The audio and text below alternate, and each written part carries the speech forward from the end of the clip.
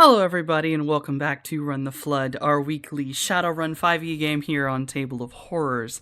I am your Cosmic GM, Softanomicon, and I am joined by my wonderful friends and players, Jason, played by Noscavian, Morningstar, played by Therissa Rave, Cloudburst, played by Lord Rodon, Shellhound, played by Wonton, and Mojave, played by Daybreakathon. So, when we last left off, the team, minus Shellhound, had gone on a small trip to go see Rue. Just had a simple conversation. You all headed back. Had an interesting time as Midori had hot girl summer. Body positivity for the win. And then Mojave gave a little bit of a mafia pep talk to Morningstar. So when we take up, it is, we will be taking up at the next night. But before returning to our full group, we're actually going to slide it back a bit to where Shellhound was last time. So Shellhound, the day prior, you were called up very early to go see your boss here in Vegas, which is, I'm sorry, give me like 3 seconds. Hold on. 1 Mississippi, 2 Mississippi, 3 Mississippi.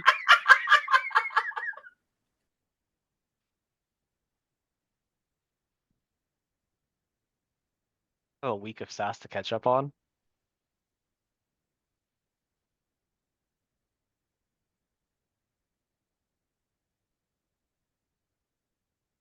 Please forgive me, that was the GM's roommate alerting him that he forgot to move his car like a dumbass. Nice. I will have to do that tomorrow morning. Ha! Okay, sorry. Shellhound, you were called away early in the morning to go basically see your boss and handle some things. Big question is, what are they doing in Vegas? Well, you are actually aware that the Loki Sons are in the middle of basically a kind of move, a little bit of a push to expand their reach. And one of the places they're expanding their reach is to Vegas. So currently in Vegas is one of the big bosses, Fenrir, and most of his family, including 404, his wife. Yes. So you're basically called in to discuss some things, and you're brought up very quickly to the office that's pretty much directly above your guys' safe house. It's directly connected to that casino's office. And there's a bit of time where you actually get to meet some dudes that you hadn't seen in a while. They had actually been transferred to Vegas, so basically just, broing around, discussing some things, and eventually your meeting is time. You head up to where Fenrir's office is. You have met with Fenrir maybe 4 or 5 times. You mostly work for Sleipnir, and really seeing Fenrir is rare. Mostly you're working with his couriers and such.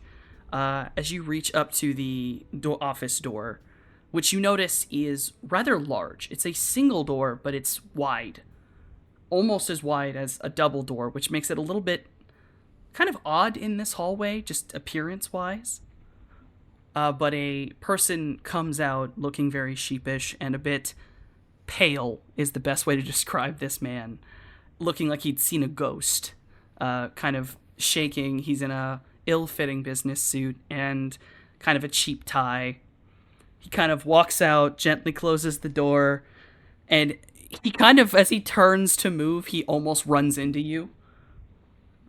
And he, kind of jumps, sorry, excuse me. Hands up. Just, nope, excuse me, you're the boss. My bad. No, pardon. And he goes bolting down the fucking hallway, scared as shit. He makes it to the elevator and leaves, and then from behind the door, you hear a rather deeper voice. Shellhound, come on in. I make my way inside, hopefully to not leave in the same manner as that guy. As you pull the door open, enter in, you would not be mistaken in confusing what you are looking at. As you're looking for, a person. You have seen Fenrir. He's a rather large, tall man, white hair. The only sort of interesting feature about him is the fact that he does have wolf ears and a tail, which is interesting, kind of rare. You're aware that Fenrir is some form of shifter, if maybe a little bit visually odd in his humanoid form.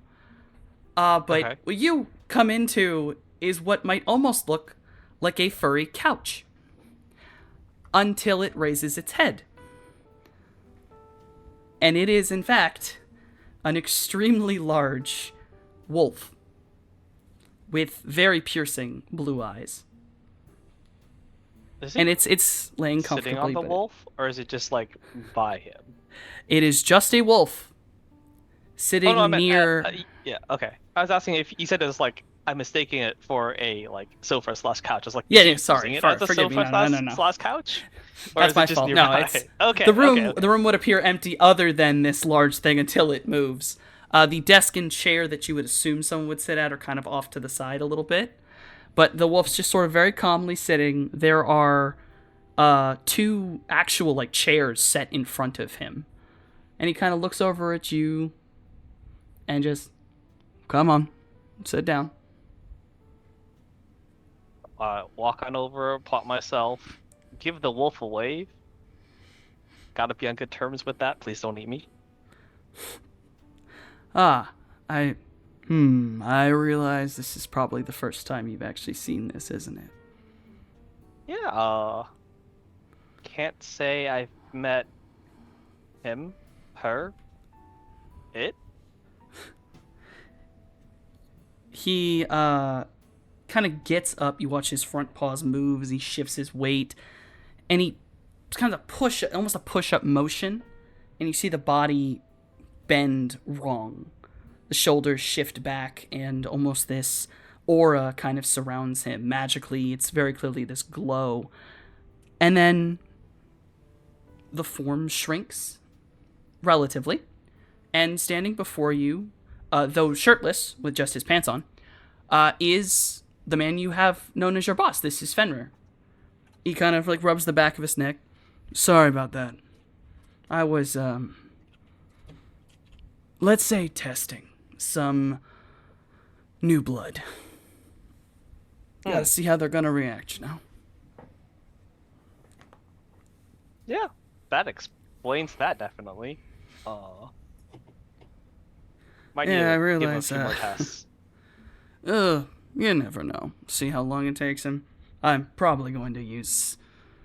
I'll probably use this form a couple more times on him till he, stops shaking. I realize I've been busy on this. You've seen my brother lately, eh?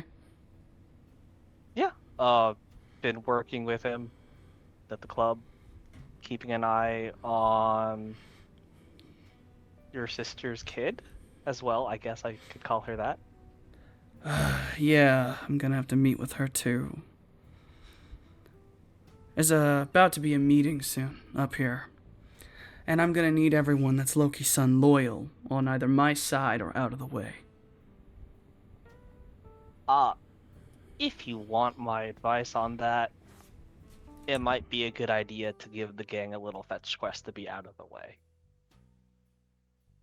I would love to, except at least one member of your group isn't going to have to be there more than likely. Mojave, or should I say, Oliver. I doubt he's not going to get involved. Not with his memories back. He definitely is easing back into the role. Buying lots of nice food. Can't say I don't enjoy that part. Has he shown any problematic traits? None so far that I could tell, but definitely seems to be easing back into the role he once held. I'm only half worried about it, if I'm honest. I don't like the fact that Yorm's kid's running around with an actual fucking Falcone. My boys have seen him walking around wounded. I know for a fact, keeping those wounds, he's made again. Meaning he's in that gang. He's with Falcones completely. And I don't need him messing with Lydia, Yorm's kid. That's good to know. It was in the damn dossier. Oh. Goes to check his phone. It was in the dossier. Guess I skipped that part. I feel like no one ever fucking reads them. You know I'm the one that types them, right? Well, I was given a name to call them, so I kind of skipped the top half, and then I went straight to the important parts. I mean... that's one way to fucking do it, I guess. Fuck. Okay, so... let me give a breakdown. I am so tired. I've been up all night. In about... what we got? Maybe 3 or 4 days. There's going to be a large meeting. Okay. Mafia families and the Loki sons, which means the Varentess and the Falcones are going to be there.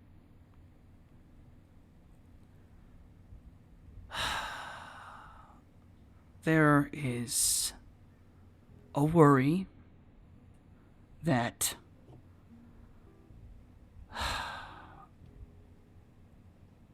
my wife is worried that because Evangeline is going to be there, and more than likely Ollie's going to be there, that something bad is going to happen. She can't go inside due to the fact that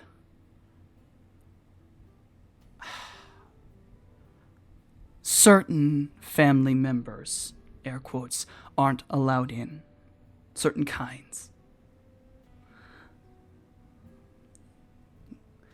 Certain free agents aren't allowed in unless they're going to sign themselves away to one of the families. That's how these things go. Don't want to step on any toes. Don't want to cause any wars. And after the damn fucking biodome, we have about no chances to fuck this up. So, they're gonna have to accept that a majority of them aren't allowed in. More than likely, unless they're about to jump sides. I don't think that's very likely. We'll see. Bottom line is, no matter what they all decide to fucking do, when the meeting comes, you're gonna be in there behind me. You got it. Good. That's the baseline of what you need to know. Other thing you need to know is I need you to see where Morningstar is. Yorm's getting better.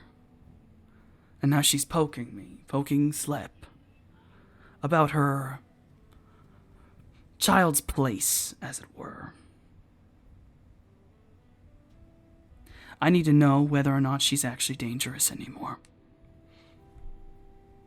Obviously, skill-wise, she's probably dangerous as hell. 404 can confirm that. But I more mean family-wise. I don't think she's bad as a free agent. But I don't really know if I'm fully convinced that she should actually be with us. I can definitely test that and see what's going on up there. I will say, as you mentioned, very skilled in what she does. Otherwise, kind of naive. I mean, being raised in a lab will do that. And unlike me, she hasn't had a decade out. True. I'll keep that in mind. Alright, so let's see. As my So tired brain works. test Morningstar, show up at the meeting, tell. I don't gotta tell Mojave he's gotta show up. He probably knows he's gotta show up. More than likely. And then the rest of them pick an affiliation or get out of the way for that night, at the very least. As it stands, unless Ollie says anything, don't actually tell the rest. If he brings it up to them, you know where you stand. And you'll see where Morningstar stands. What she decides to do. Whether or not she Got a can choice actually to stand pick. down.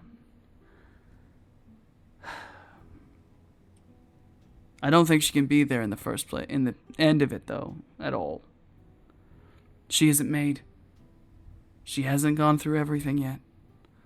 But, if she's on our side, I can let her go with 404. But she doesn't stay near Ollie during the entire thing.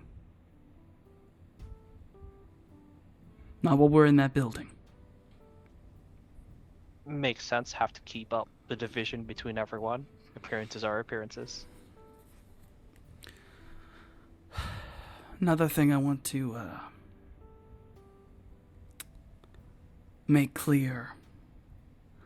Evangeline has been playing some games lately. She's contacted me and 404 discussing things she's not supposed to be discussing. She's pushing limits. And I think Ollie might end up being a target.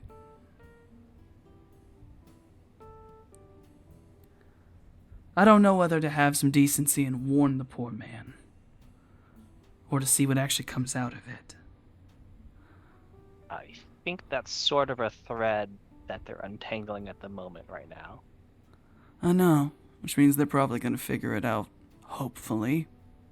They're already aware of the danger they're walking into it, so if you want to get some good measure of faith, I could put in the word, but no, it's coming from you. Yes. Yeah. I think one thing we need to keep standard is that if Evangeline says anything in that meeting, I need you to not move a fucking muscle. No facial expression, no nothing. Because I know she's paid attention to who you're with, who we're keeping an eye on. She's gonna try to pull something, try to say something. Try to start a war. I know she is. In the end of it, though, I don't think the Varentess align as much as the Falcons do. All these old actions besides, Oscar has never seemed to share any of it. He's a good businessman, but he doesn't hold that same aggression, grudge, difficulty.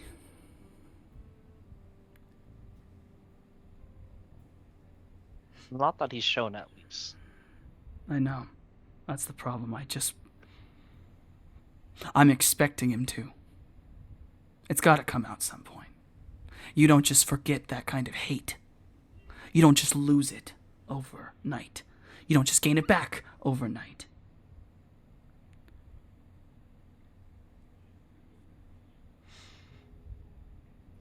Slep says that he trusts him. Yorm says that she, at least, thinks he can be trustworthy. He did save her life without asking anything in return.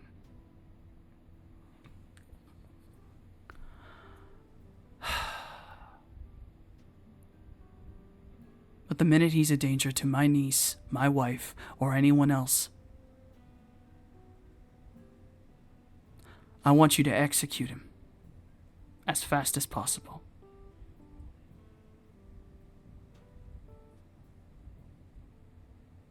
Understood.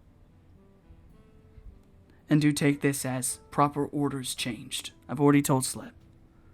No more is this just watching. He fucks up here in Vegas, it's over. I'll deal with the landslide that'll probably be Morningstar. She's probably gonna go after my head if I do it. I know. But if...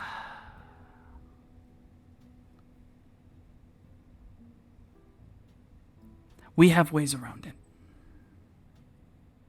She doesn't know that. But we have a way to stop her.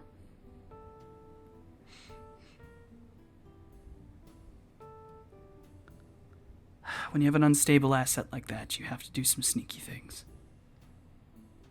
No, I get it. I understand. Whether you got it covered or not, I got my orders. Other than that, I think I've gotten everything. If we have any changes in your orders past that point, we'll message you. And Great. if you think anything changes, something that's delicate, don't message it. Just come up to me. I'm going to be here till the meeting. I won't be leaving until that point. I don't trust the city. Not yet. You're not too far away, and I'll let you know. Well, good. I know you've met up with some of the boys downstairs. But it's getting a little bit late. Sorry it took so much time. You should head Not at back all. downstairs, and if you meet up with the rest of them, tell Morningstar I'd like to meet with her. And phrase it as her uncle wants to meet with her. Family meeting. Got it. Yes.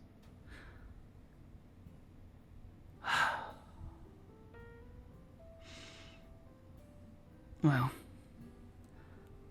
I'm going to go take a short nap. And he kind of looks down at himself. Get a new shirt. Yeah. And you see him, before he leaves, like in kind of, you're allowed to leave, but he will grab something behind his desk and pull it up. And it is a white dress shirt. That is absolutely drenched in blood spatter. All around the collar. Yeah. It's not torn. It's just bloodied. And he kind of just, walks out after also collecting a jacket and a tie. And he walks to a doorway at the end of the office. And just sort of nods at you as he goes in. All right. Yeah. I'll make my way out. As you leave and close the door and walk away, you hear it automatically lock. Give the boys a dap or a high five, their preference, before headed down to the others. And we'll say that when you get back, everyone is kind of turned down for the night. And as, Slep said, not Slep. Why do I do this to myself? As Fen said that he was going to go take a nap, you take it up until the morning when everyone's up again to speak with everyone again. So now we can settle in on the morning. Jason, if you did work a sleepless night, you may make me the automotive mechanic and hardware rolls if you'd like to finish up Anxiety's bike. Okay.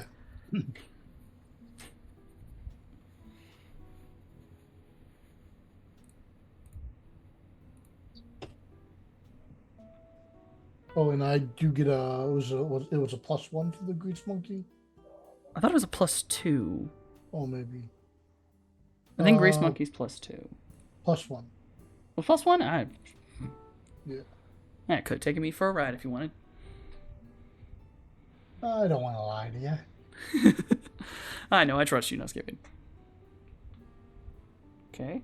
Give me a hardware.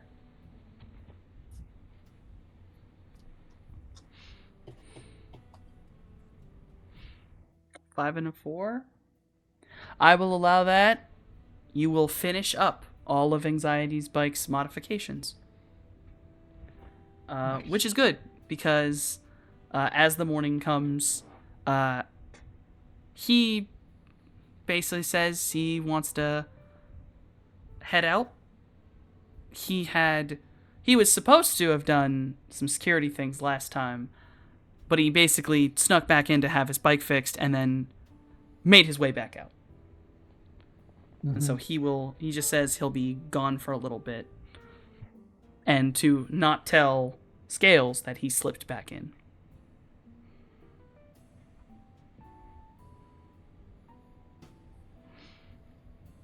But everyone is up. Shellhound is there.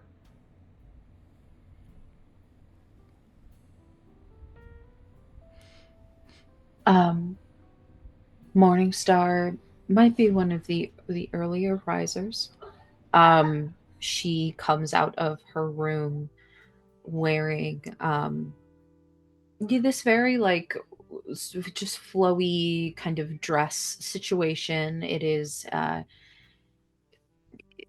multi-layered in a way that when it hits the light, you're not quite sure if it's green or purple or blue. It kind of shifts with the light as she moves.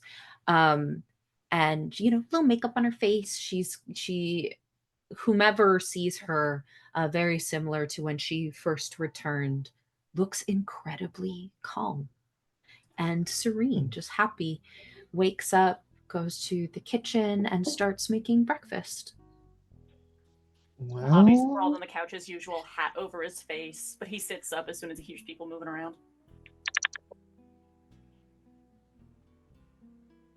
Starts getting Moment. coffee. Hands are starting to get clanks. Yep. Finn will rush on down first, but Cloudy will follow soon after. It's the sound of free food. Shellhound's already there. Uh, I just rises She's- like a fucking vampire, like, food. food. Yeah. Food. Morningstar is like slicing. She is cutting slices of soy bacon, basically, and is like, when people are like, she doesn't really know if like Cloudy would have an issue with this or whatever, but every once in a while she like sneaks a piece of it to Finn. Just like have a Whoops, snack, buddy. accidentally dropped it. Yeah, very that vibe. I mean, Cloudy is the opposite of minding, and Finn is just sitting there, just wag, wag, wag, wag, wag, big shark tail.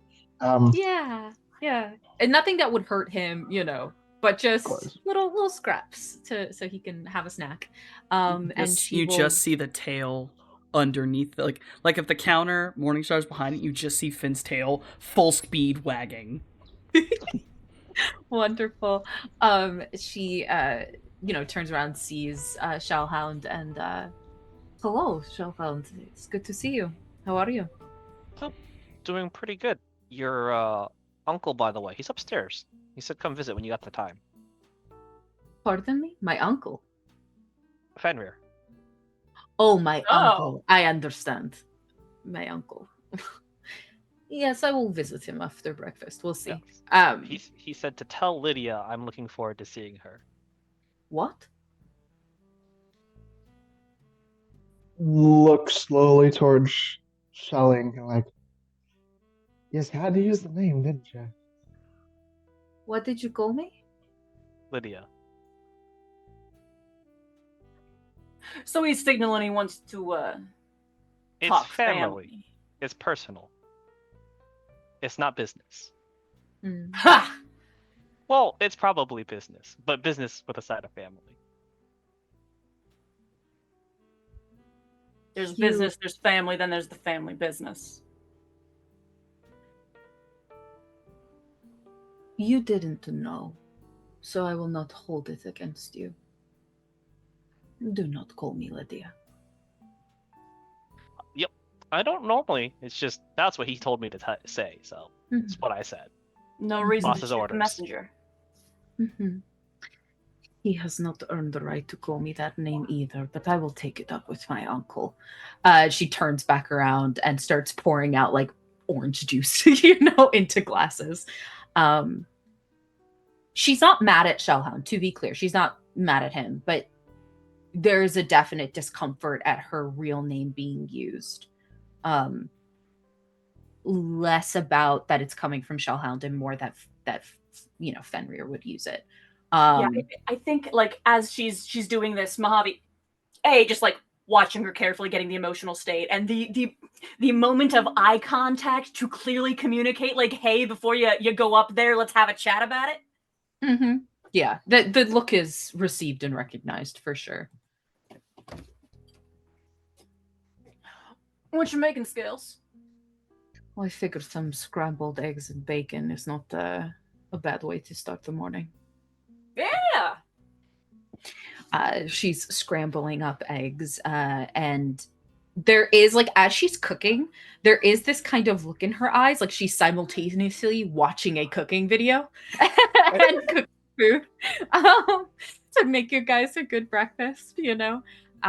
Chopping up like chives, setting it aside if people want to add it to their eggs and whatnot. She sets, toast, all the stuff, all the fixins, starts chopping up fruits, sets it there. And she does also, Softy, if you'll allow me, she'll check the systems to see if anyone else came by. Because she's aware, like, Shellhound entered into the space, but, she's trying to see, did Anxiety come back? Not as far as you can tell. That's crazy. That's real crazy. Okay.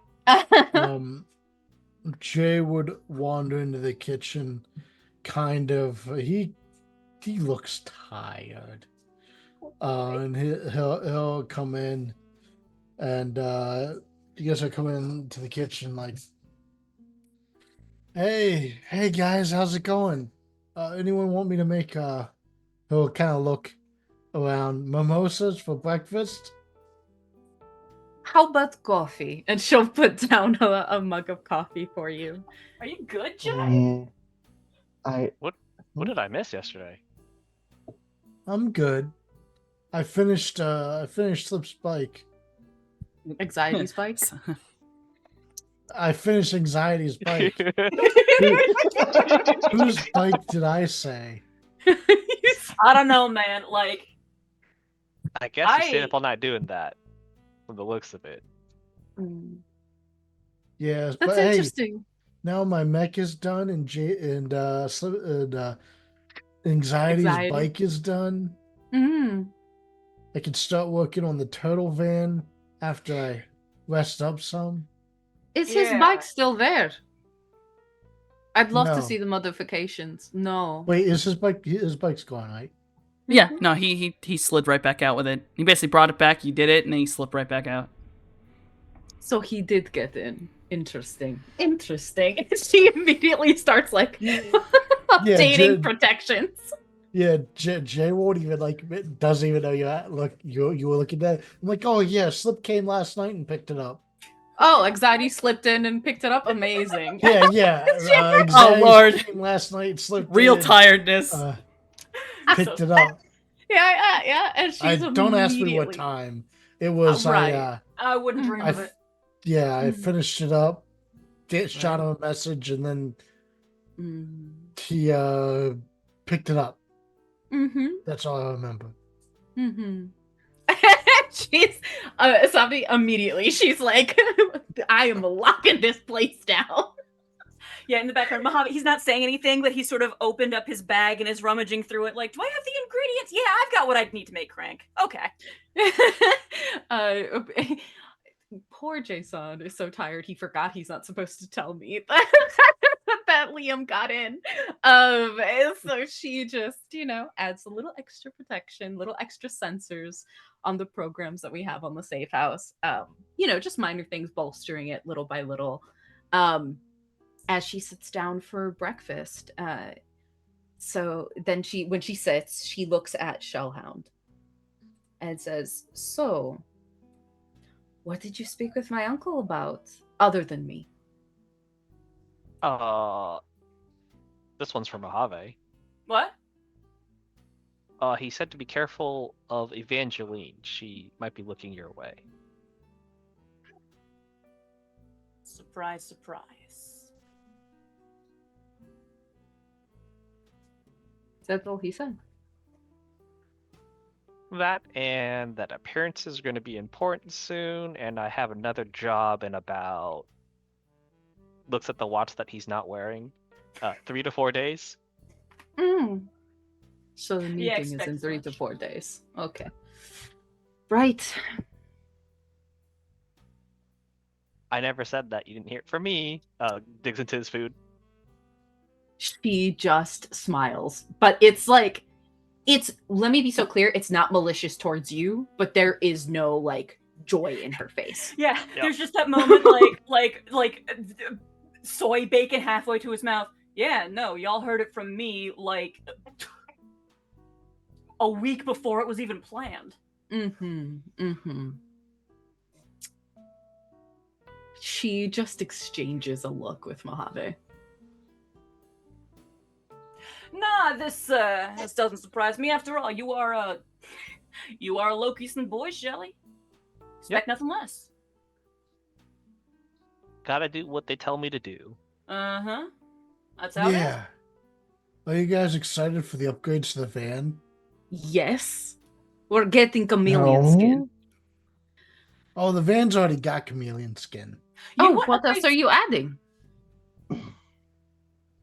At this point, I wouldn't be surprised if he told me there's a whole rocket launcher or something attached with a single button press. I could probably do that, but no, not yet. I'm not I saying know to we do have that. talked about I'm it. just saying I wouldn't be surprised if you already had it. The topic has come up a couple of times. Well, the powertrain was.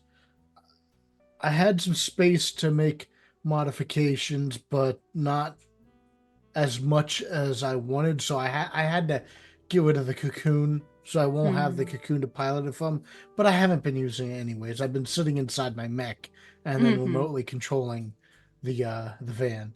So I'm just gonna rip out the whole cocoon and everything, and maybe add in a another mode of transportation.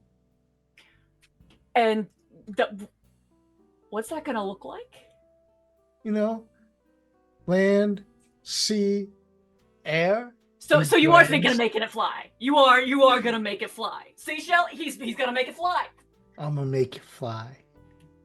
I don't know how you you're know gonna do it, what? Jay, but if anybody can, you are a mad genius. Do you need a separate vehicle license for flying vehicles? I can fly vehicles. I got that. Not to mention, having a license only matters if they catch you. Yeah, that's true. We are it's just- shadow runners. I don't think he needs permission if he wants to get into the sky. Besides, who's gonna believe that they saw a flying roadmaster? I mean, am I right? You're right. No one would believe that. That's Yeah, no, preposterous. gonna be careening along at high speeds, crash into a freaking dragon or something, and the news is gonna have a field day and no one's gonna believe it. Right. We could say it was magic. Yeah. Right. Cloudy would know all about that. Oh, you too, Ollie. Absolutely. Oh, don't bring me into She hands over a cup of coffee to Cloudy. that. Take it. Yeah, you'd have to put a lot of juice into a spell to lift of amphibious, wouldn't you? It would be a headache inducing. Yeah, If it didn't full on kill me, yeah, that's what I thought.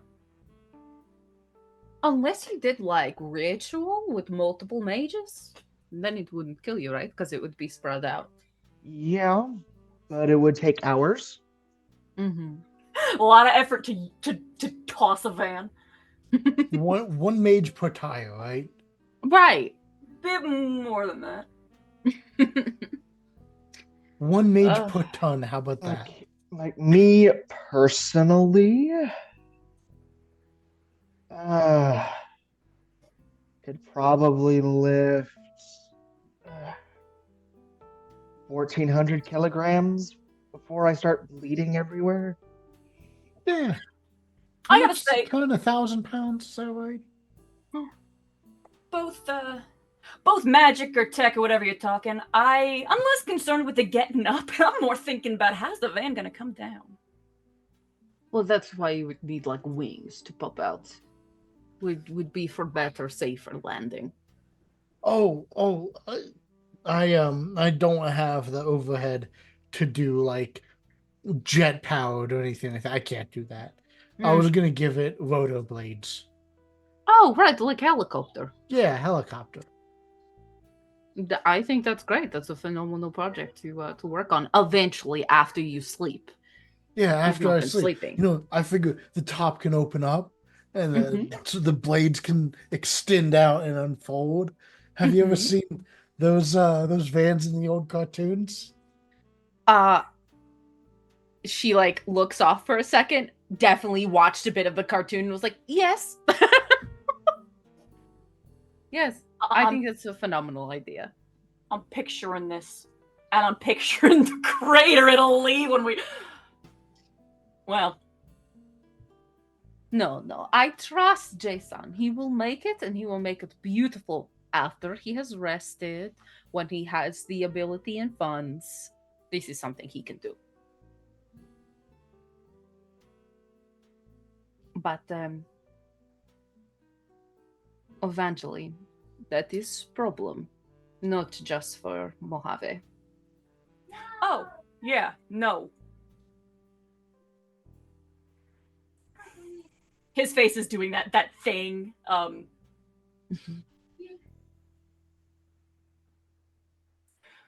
Well, I'm not shocked word on my lives got back to her. Hmm. I'm sure that was a real fun day at the office. We're gonna have this meeting. We're gonna talk things out. Mhm. And then we're gonna see. I imagine she will begin to run her mouth. He did mention she would do that and try to get a rise out of everyone. Looking for an excuse. Mm-hmm. Yeah. Perhaps this is something I can speak to my uncle about, how he thinks best to handle someone like her. Yeah, I'm curious to see his take. Gotta say, keen to meet the fella myself. You know, I mean, it is... he was kind of tired a little bit last night, but he's upstairs, literally right upstairs. Yes, you said that. I find it interesting. He's the only one of that funny little family that referred to me in such a way, called himself my uncle. So I would do that. Shellhound, I know you are bound by your career to not be able to talk about many things, but when you were with him and discussing these things, did he seem worried about me? Seemed worried for his family, yeah. Not just you, but he considers, as the others do, worried for the whole gang. By choice or by design, they've kind of extended their family outside. Just those directly connected to them, myself included. It's part of the bond that keeps us all together. If they didn't care for us, they wouldn't have us.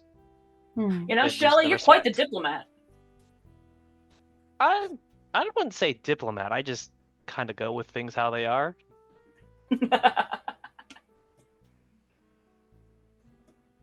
So, worried about his family because he is about to have this very important meeting with not rival gang, but another gang. Rival gang. Every gang is a rival gang. Yes, a rival gang, but not actively rivaling against each other in this moment. No. Yes, that is exactly what's happening. Okay, whatever word you choose, that is fine. So worried perhaps about that and how all that will go down and how that will affect his family, or was he worried about me doing something I'm not supposed to? Yes. Fair enough. I mean, if you think about it, the Lokisons are coming into Vegas, a city controlled by a different organization with no reason to love the Lokisons. Mm-hmm. The Varentes and Falcones historically have presented a united front. And the difference between us, it's more apparent from an inside perspective. And here he is in this city making deals, wheeling and dealing. And one of the biggest assets they got, this super powerful technomancer, is palling around with the twin brother of one of the rival dons. There's reason for any leader to ask questions under the circumstances. Mm-hmm. Only I reason understand. Oz don't is because he knows where I stand. Yes, I understand. I just wanted to get a clearer picture of what I will be walking into when we have this family discussion. Well, if there is nothing for me to worry about, then yes, I will go see him. I'm curious what he's got to say. Yes, me too. Well then, I better get ready. And she'll push out of her seat and she'll go to her room. And you'll probably hear some movement in there, just her kind of doing stuff in there. And when she comes out, she's still dressed the same, but the demeanor has shifted to incredibly stoic.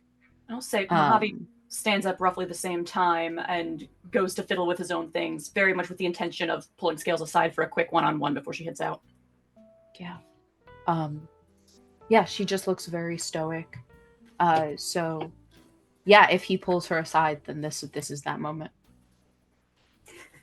Yeah, just sort of pulls her aside, or like when she opens the door to step out, he just quickly sidles in.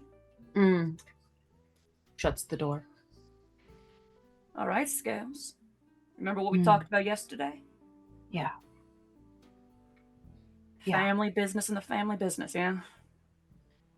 Yes, I imagine. Sort of like brushing off her sleeve, as it were, like straightening very much. Mm-hmm. I cannot imagine what he has to say to me. I imagine he wants to know where you stand. And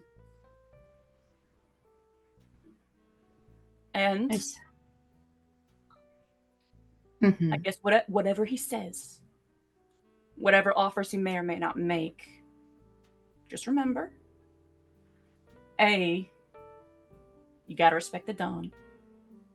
B, you don't necessarily gotta commit to nothing just yet. Yeah? Yeah. You're allowed to say no. You're allowed to say I don't know. He was there in the lab. Yeah?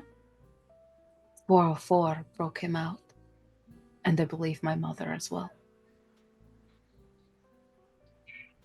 They all got to be free while the rest of us were stuck in there. I imagine they could only do so much at once. Maybe. I will not approach him in the same way that I did Sleipnir, but it is difficult for me. I get you. That's what I'm saying. Here's a tip for navigating these situations, right? sometimes if you don't talk, if you don't know what to say, if you just don't talk, the other guy will keep talking, and you can find out more about what he thinks. He'll just tell you. Then once you find out what he thinks, you got more cards to play with. Okay. Hey. And I am right here. If needs must, feel free to tag me in. Yeah? Okay. Keep your comlink on. Goes into his bag and actively like turns it on in front of her because it was definitely off. Yep, that's why she said it. Just holds it up. There you go. Good. Now go get him, Scales. She'll give a little smile. Pats her on the back. And then she'll slither out, wave at the others goodbye. And then she will go and see Fenrir. So, you exit out of the... my brain wanted to call it a haven, but I suppose that is not an incorrect term for what this is. You leave the safe house and enter into a different back door that basically leads to this large tower. You enter in, and the whole area is full of people. A lot of them dressed fairly averagely, but you notice little things. Some of them that are in suits, you see tie pins, lapel pins. You see some other guys who are... The only way to put it is they're clearly wearing windbreakers over something, and you can definitely tell that it is this kind of reddish colored, almost... Don't like to describe it as if you know what a bolero jacket is. It's like kind of under these windbreakers, and it's definitely got patches on it. Almost motorcycle gang, almost go gangish. Is some of these people. Gotcha. Okay. You know, boots on, like they're very clearly more ready to go do something. And you know, as you walk in, they all kind of look up, see you, register, nod, and kind of just go back to whatever the hell they were doing. There is one person who is watching you from the moment you walk in to the moment you're headed towards the elevator. You have met her once, kind of. She was at the biodome after everything went down, when suddenly all the Loki Suns showed up, and 404 was down, and where you kind of saw Fenrir show up as he went to go grab, but everything was chaos. This is the younger woman that was also in the car. Getting a proper look at her, she is tall in a purple, basically power suit. She has this very long, kind of black-white salt and pepper hair, but it's not like gray, it is more streaked and almost... It reminds you more of a fur pattern than a human hair pattern. Okay. Understood. She also has a tail and these ears that clearly mark her as something that is not entirely human. And as you walk up to her, you realize that she is actually shockingly close to eye level with you. Not perfect. She's a little shorter because full height. You could push yourself up pretty far. Walking, you're a little shorter, but it's like she's a surprisingly tall person. The only person you've ever met that's truly taller than you with humanoid features is Slip, and he is scary big. He's troll big. Yeah. But no, the woman looks at you. She kind of like looks up and down, smiles a little bit. That's a really nice dress. Thank you. I love your suit. Thank you. And she holds her hand out. My name's Hati. She smiles. And it's very like, if the others saw her expression, they'd be very proud of her because it's very like sociable and charming. She smiles and takes her hand, gives her a firm handshake, and says, "Morningstar." I do know that. I figured. Yeah. It's interesting to actually get to meet you, cousin. Not in the middle of War. My mother being almost dying, and war, and a lot of blood. And crabs. A lot of weird crabs. So many crabs. There's so many. Yeah. Not something I it- thought I'd ever see, but that was there. Well, this is Uh. Vegas. Give it time. You'll see more weird shit. Oh, no, my mother has told me the crazy shit. I may have grown up in LA, but I got stories as I grew up. Let me... Here's the elevator. Yes. I'll walk you up to Dad's office. Okay. She will very respectfully follow after her into the elevator. And as you're in the elevator, the doors close, and you kind of watch Hati's back straighten. And she looks to you. And you definitely tell Hati is a very muscular woman. Surprisingly broad shoulders, very strong jaw. Someone almost would refer to as slightly masculine, but everything else about her demeanor shows just true like her femininity. Almost like she almost proudly stands in that kind of intermediary zone. She's very confident in herself. Yeah. And you can see that as she speaks to you, her tail kind of wags a little bit. Look, Morningstar, right? That's Yes. what you'd prefer? Not... Yes. Okay. Well, that's not always how we do it in the family, but hey, I can understand. My real name's, Vera. So if Vera. we're ever at a family thing, you can just call me Vera. But, obviously in know. front of everyone else, Hati. Names are important. I understand. Yeah. They signify a lot. And, look, I heard about what happened in LA. I don't know if anyone really told you, but then again, you know, the three sides of the gang are kind of separate. I also did something like that when I was younger, before I, you know, actually was allowed to. So I get it. You know, family versus family. It's something that takes a long time to learn when you're not thinking about it. Dad was pretty lenient. And Uncle Slep always told him not to be, but... yeah. Either way, I hope you join us. Properly. We shall see. Mom really likes you, so... hey. Oh, Yeah. Also, I know Dad might say it, but... your mom's doing really well. Good. Ollie glad. helped a lot. She was able to recover. Ollie is a good man. And most importantly, he is a doctor. His only wish when he helped her was to help her. And he would have done it if I was not there.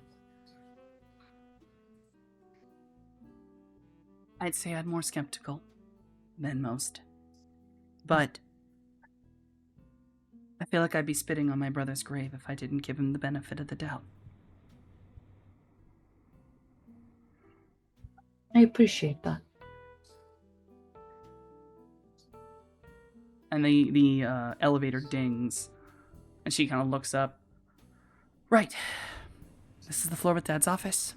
I gotta get back down there to make sure those idiots don't do something stupid. Good luck. We got some young ones with us, so... I see. Well, hopefully it's not too much trouble, though I think you could handle it. Oh yeah. I have my own special methods. Morningstar gives her a smile and she will slither forward. You enter into a longer hallway. There are a few... it's very clear that this is like an actual office building. And passing by some of these doors, you can see like they almost like classroom style. They have those slits in the door with the little window. And as you pass by, they're all conference rooms.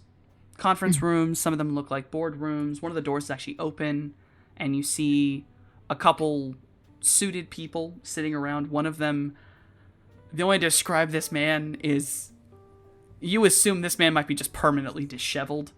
The way he looks, his hair's a mess, his tie's a mess. He's always a little bit like shaking, and there's two other dudes in there that exude like the power suited, overly like sure of themselves. Yeah. And he's a lamb among wolves at this point. Yep. But you pass by him really quickly. One of the dudes takes notice of you, quickly like looks away. The minute he sees you, like looks down at the table, like does not even want to look at what he just saw. Amazing. But you head down to a hallway. The end of the hallway, there is this large singular door. It's very wide. It's like way too fucking wide for a single door, but it's there. The door is actually slightly ajar. And as you walk up towards it, there is a smell like burning wood, like a fireplace style, a little oaky smell.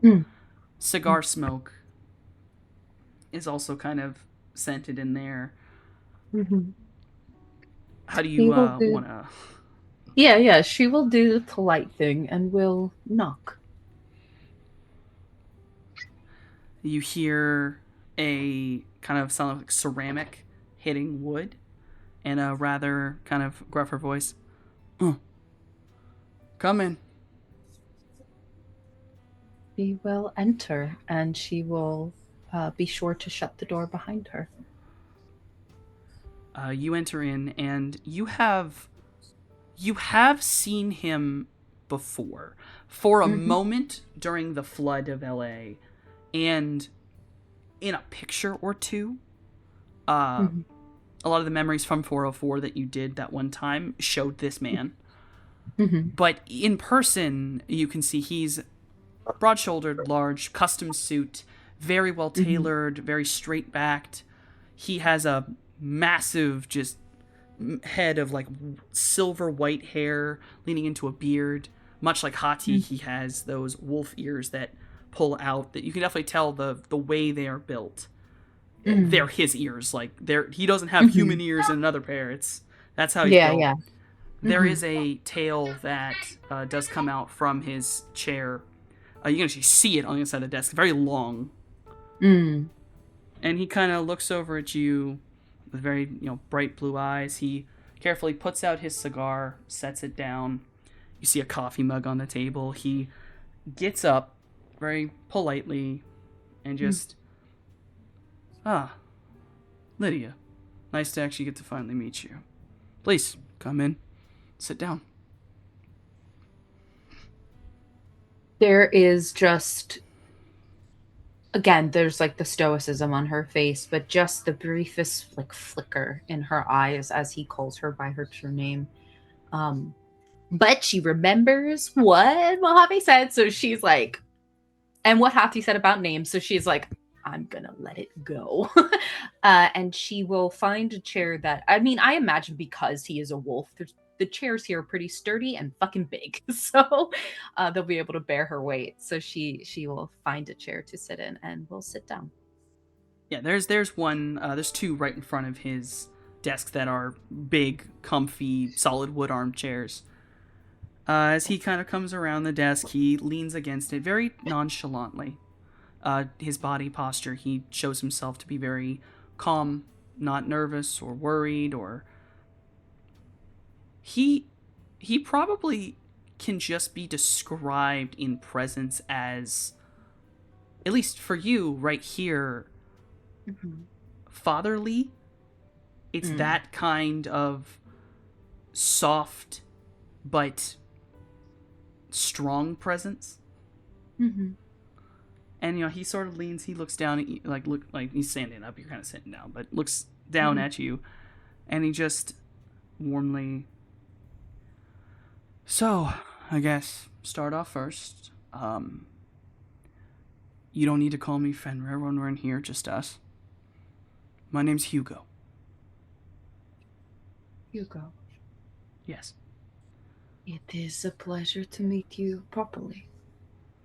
Yeah, you and your friends helped me, my wife, my children.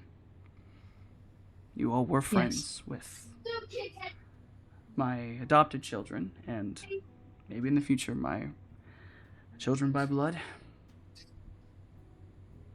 Patty, right? Oh, I'm sorry. Vera, your daughter. Yes. Yes. What's the matter? She takes after her mother the most, I'd say. Comfortable, but she will kick your ass if you don't listen. I'm proud of her. That's why I brought her here. Something me and your daughter share in common. I imagine we will be fast friends then. I hope so, actually. So, I don't know if you've heard, but your mother's doing well. Yes. I'm glad. Slep has informed me of at least some things that occurred in LA before I left. Yes. And how after I left. I'm not going to hold it against you. People make mistakes. Then again, it's probably a mistake because Yorm wasn't in any place to say anything. And me and Slep were busy. We didn't think about it. That's on us. Slep won't admit it, but that's on us. Well, We should have told you how things worked. water under the bridge, as they say. I know now. Yes. I'm glad.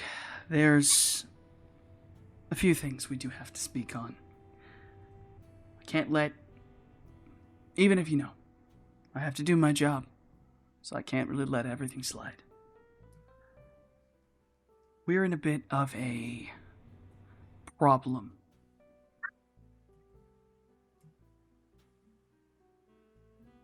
I've been contacted by Evangeline.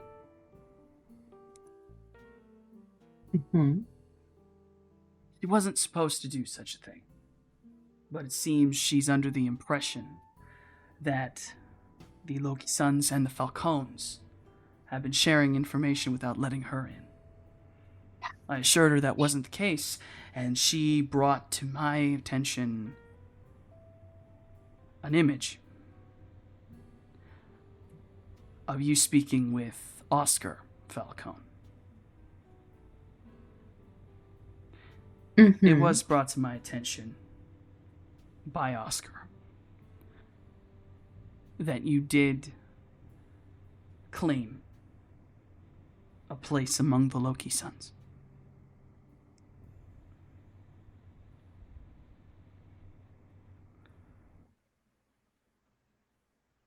Yes. But for context, not that this is me looking for a way to have you let things slide. I will take whatever punishment needs to be meted out. But just so you know, what I said to him was that I would make it, I will put my best efforts into making sure that there wouldn't be an all-out war, especially given what had just happened with the biodome. That is the last thing this city needs.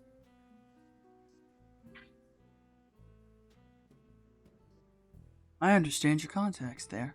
Makes perfect sense. I do have to burst your bubble, though, that statement you gave is impossible. If if you're not talking to the whole Mafia, Mm. then you can't stop the war, if there is one. The Falcons and Verentes may not like each other, but all in all, they're the exact same people. It's the same thing. This is not... No, you know a meeting's coming up. That's not a meeting between 3 groups, it's a meeting between 2. Maybe one side's a bit split, but they're still the same side. It's a 2-headed monster arguing with itself, but there's still one body. Mm.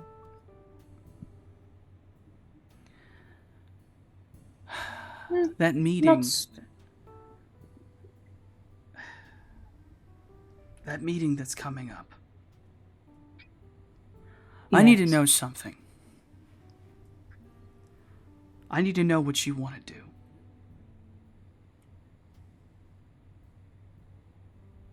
Because I imagine you might, I don't know, you might want to be in that room.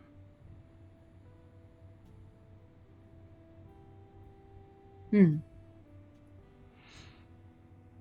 I can't promise that. There's no time to get you to a point you could be. Mostly because I don't think you want to... I don't think you'll be in my faction. I assume you will probably end up in your mother's. Hey, maybe you forgive how angry he can get and you'll join Slebs. We may all be the same, but we all do different things. But we don't have time for the whole process. Our normal process can take up to 3 weeks, depending on how we go about it. What I can say is, depending on how you and I have a discussion this day, I will let you be in the building and sit along with 404. Mari will be doing reconnaissance the whole time. No cameras in the actual room, but camera on the outside of the door. Hmm. Okay. How about I tell you my intention, and you tell me if it works All right. for this meeting? My intention is to listen. I do not believe that with 404 at your side, you are not aware of the rather, let's be frank, shady business that Evangeline herself is up to. You spoke of Falcone and Verentes being 2 heads, same body, warring with itself. I think there is credence to this. And from what I've seen on news and articles and things such as this, Evangeline is a danger. She is a danger to Loki-sans. She is a danger to Verentes, and most certainly danger to Falcone. So I intend to listen and do what I do best, just gather information. Now, what is done with that information, that would be something that the heads of these factions can discuss. That is where I stand, as of right now. Well, as long as you're acting on a free agent basis, there's no issue with that. That is partially why I wanted to talk to you. I don't know what your timeline is. You can stay a free agent as long as you want. You're a Shadowrunner. That's what they are. They're not beholden to anyone. They get hired, they do a job, they leave, or die.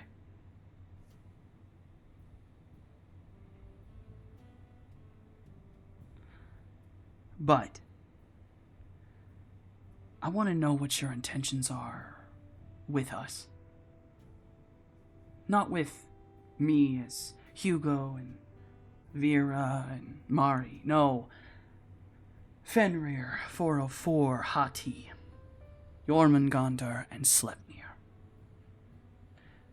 What are your intentions with the family? Because I'm willing to tell you what our intentions are. Whether that changes anything or not.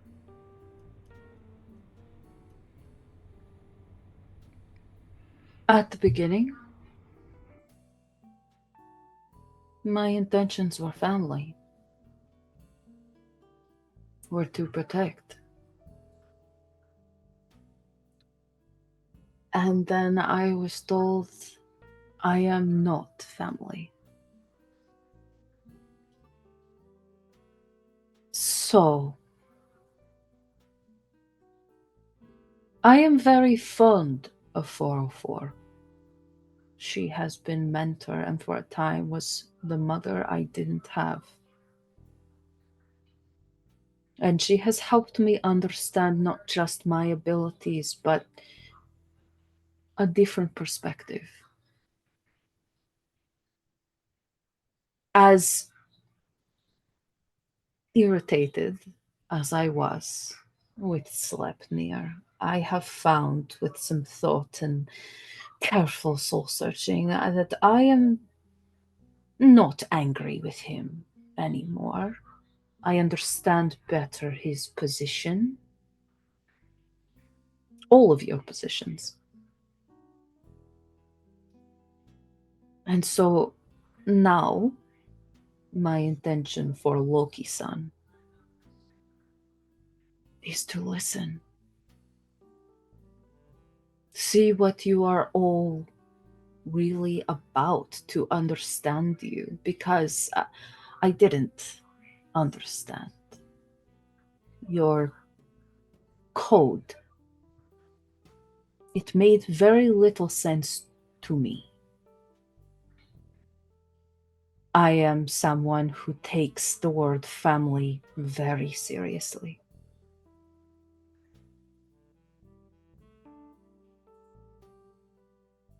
Which some might find strange, given I was in a lab for my whole life. Unable to touch, speak with my own siblings locked in there with me. Only hanging on by bare mental thread that we were all still alive.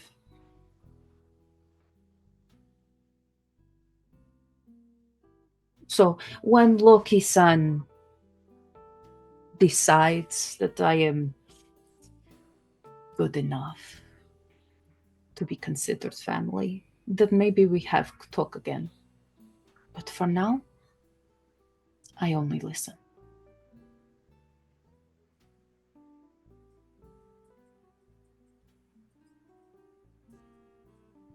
Fenrir sits kind of back, listening. You know, he's listening to you, and he's, the best way to put it is he's hearing, he's thinking, but then there's this kind of confusion that comes over his face a little bit during some of your words.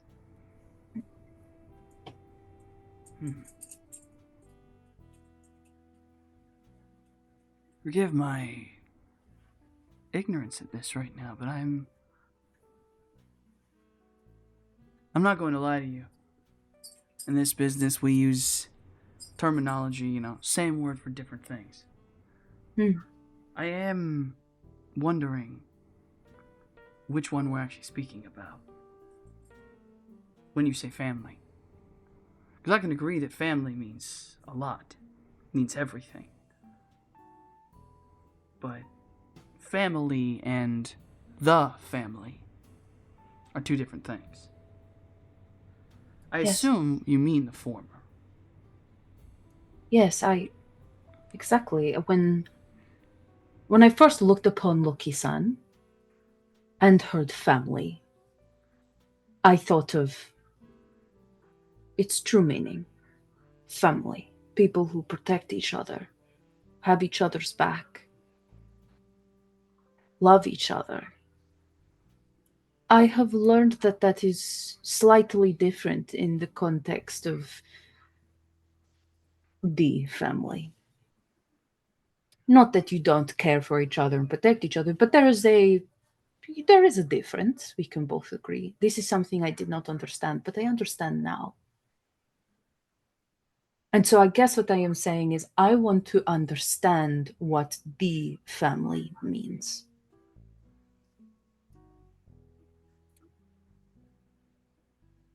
Well, It is not Sleipnir's fault. But no, the it's way it's that his fault if you didn't explain it very well. He's not the best he at it. he was angry. And so I think he led with that. It, the way that he had essentially explained things to me was a lot harsher and colder than I had understood before. And it upset me.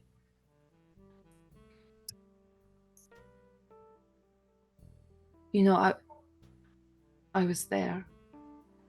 I saw when 404 broke you out.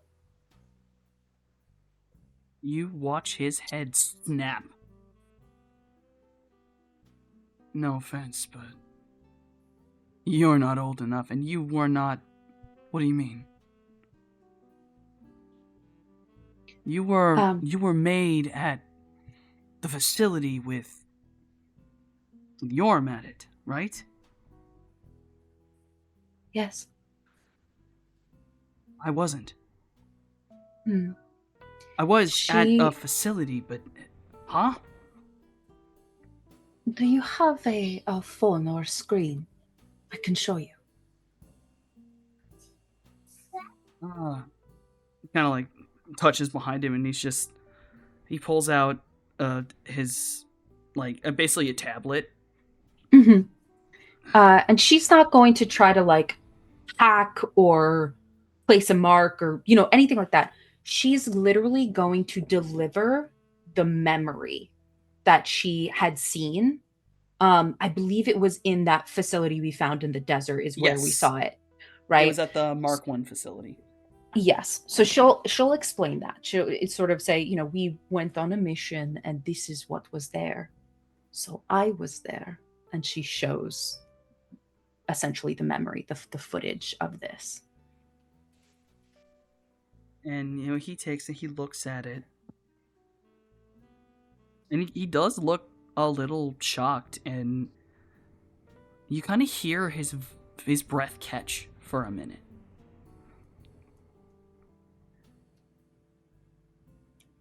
I didn't know the marks could do that. I didn't know a broken one could. Yes.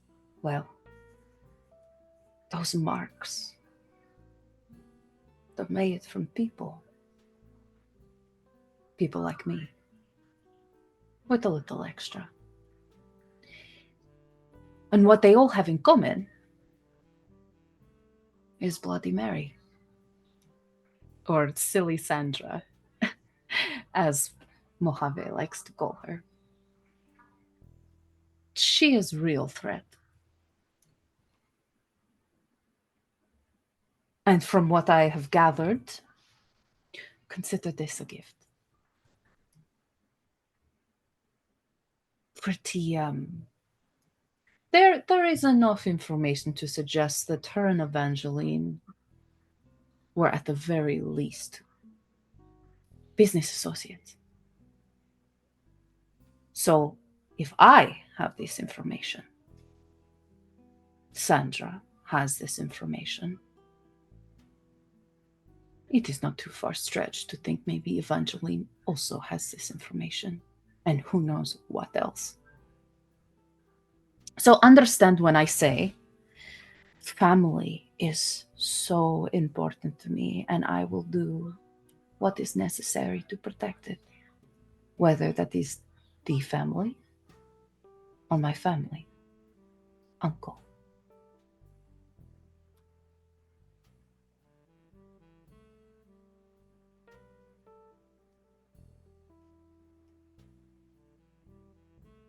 He's not sighing, he's sort of just staring a little bit off as he's listening. And he kind of looks down at you.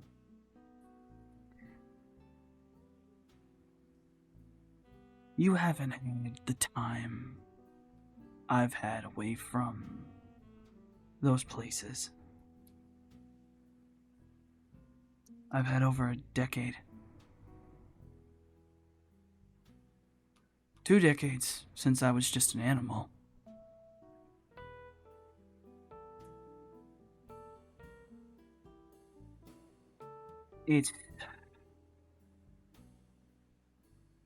I do hear you.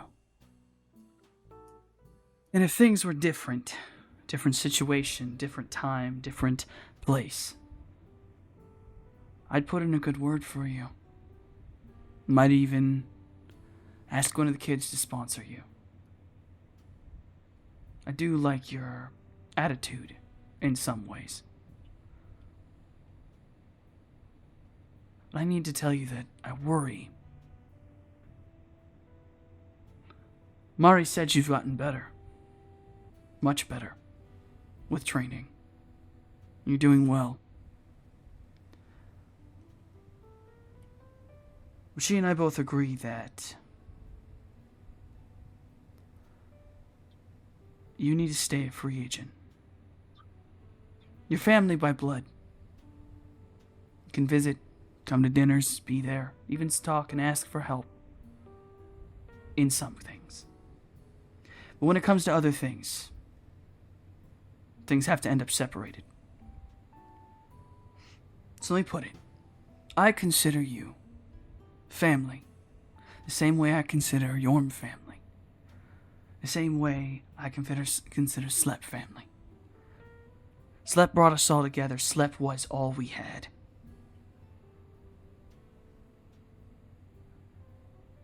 Mari and Slep are the only reasons I have the family, the power I do right now.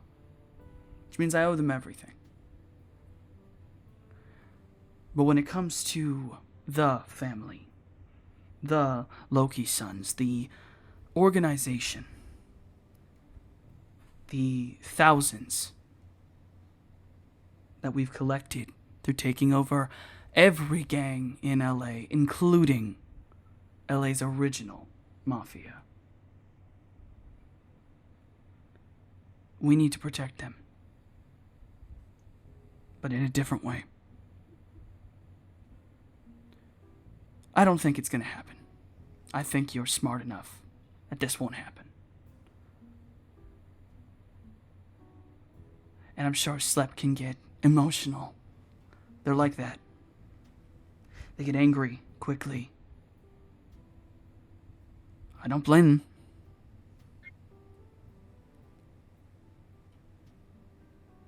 But anger comes from fear.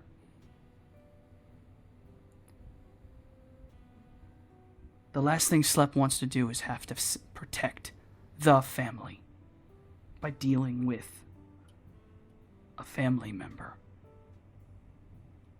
That's the last thing I want to do. We're already on thin ice. Because for a little bit there, one of our Dons was about to become a monster. We were certain of it. Have you ever heard of a Lamia? I believe this was briefly mentioned to me, like quickly above table. I believe this was mentioned to me before. I can't remember if it was I don't remember one exactly of the where, twins or if it was 404. There was something that was stated that, yes, a Naga who is infected with HMHPV becomes what is known as a Lamia. Only certain strains, the third strain, I think. One of the strains that does affect and doesn't kill outright a metasapient, it will create a Lamia. And not a lot's known about them because it's pretty rare that they occur. Yeah, I want to say it was Torpor who told me, but I'm not positive, but I'm I- pretty sure it was I will Horror. say it's. I mean, it's Torpor. it's probably Torpor and or Frenzy. Those are the two who would know the best. Yeah. Okay, yeah, she will there will be like a passing sadness on her face before she says, "Yes, Torpor. He told me."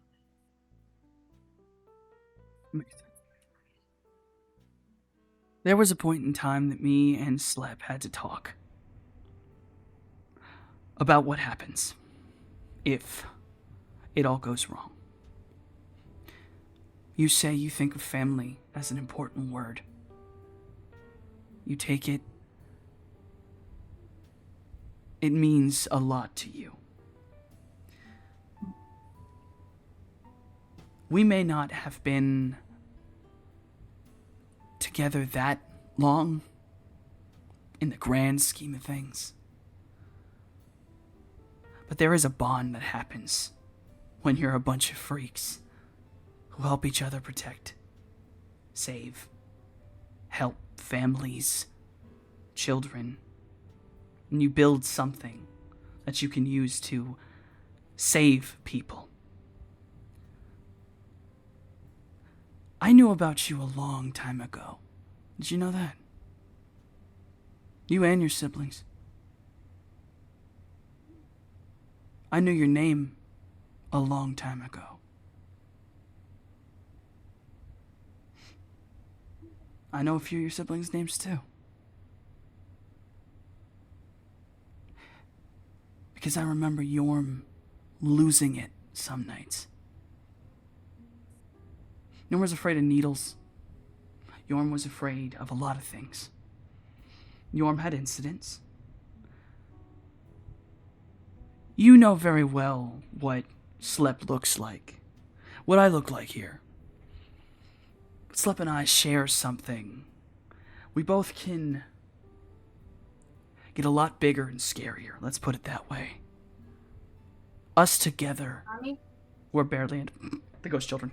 Us together, we're barely enough to stop Alamia.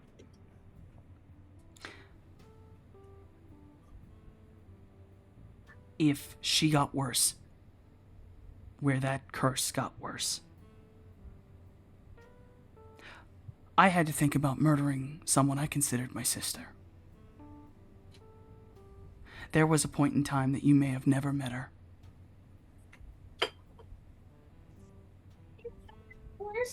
Brief moment. Understandable.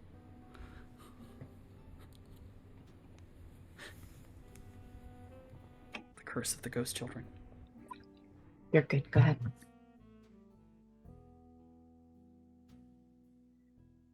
They're...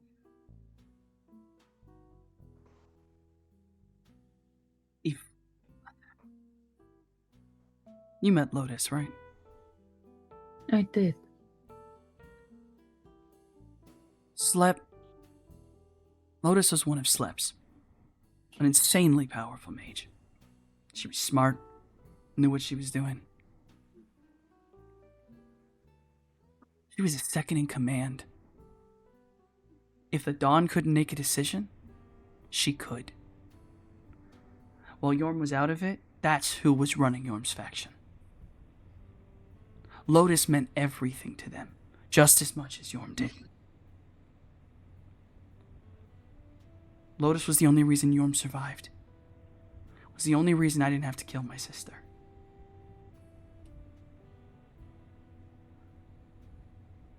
Frenzy was the only reason that we had medicine. Lotus had the magic. They were the only reason that you got to meet her. They're gone.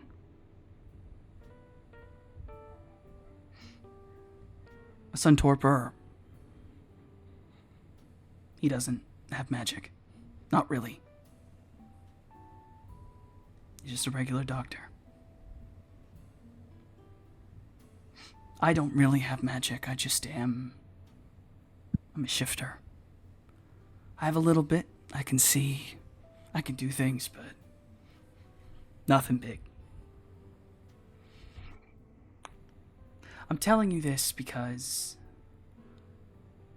the way Slep told me about that night in the car, a lot of his anger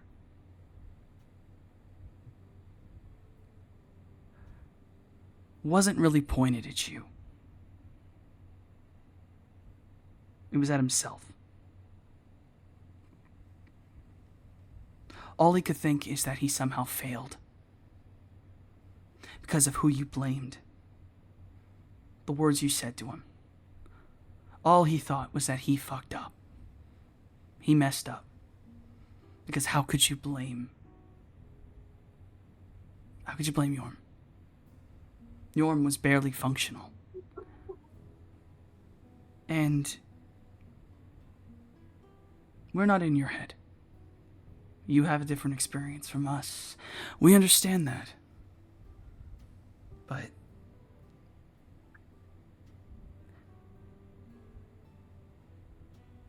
we're scared of you.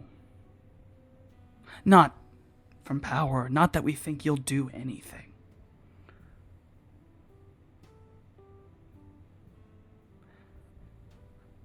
But scared that you'll do something to you. That you'll do something that will make us have to be the Dawn. Have to protect. We're scared of the chain reaction that causes.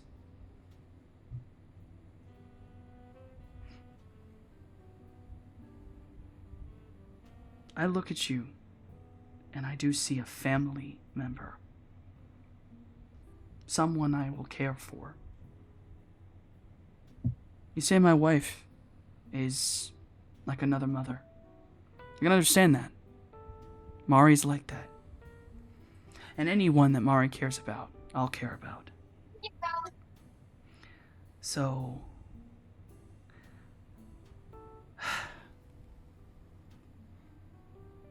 I won't tell you to do anything or not to do anything. You are your own person and you're an adult. But before you act in anything, please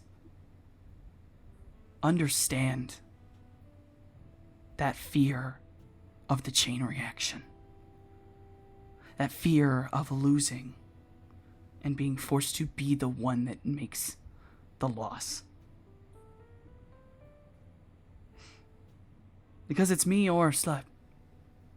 Yorm won't do it. Yorm's told us just as much. And at this point, you know a lot you're not supposed to know. You know inner workings you're not supposed to know.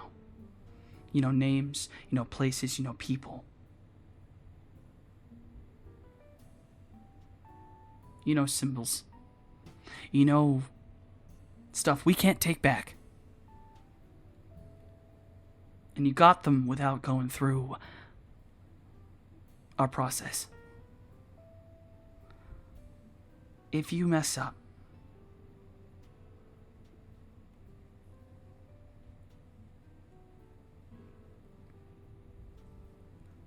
I'm sure I'm rambling right now.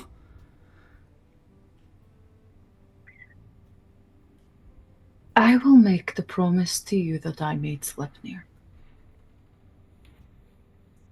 I will be on my best behavior. But I am listening. I'm watching. And I'm learning. I will not make choices without going through proper channel. I am not saying that I am going to be Loki-san.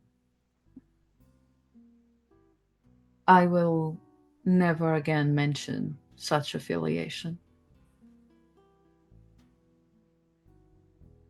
Perhaps you see my passion as loose cannon and a wild card. So I will ease your worries. Many things have changed. I understand things better now.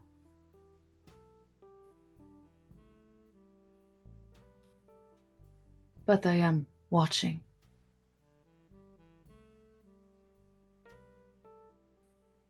He has spent this entire time watching your face, your movements, and you could hear. Obviously, the fire is crackling in the corner, but you can also hear a sniff noise as he's seemingly smelling the air. As he looks at you as you speak, very carefully following every word. He's kind of been leaning a little bit this whole time towards you, and you watch him lean back. And he smiles.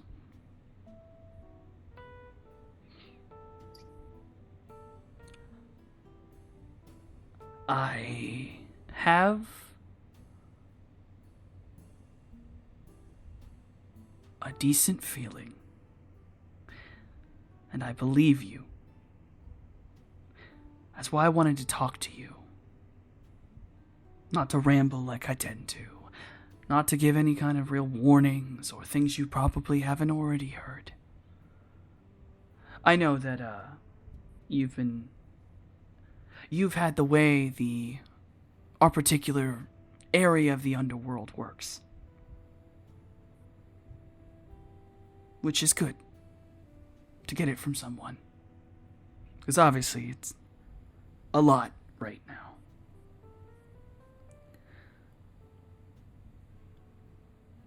When I look at you, I don't think you're lying to me.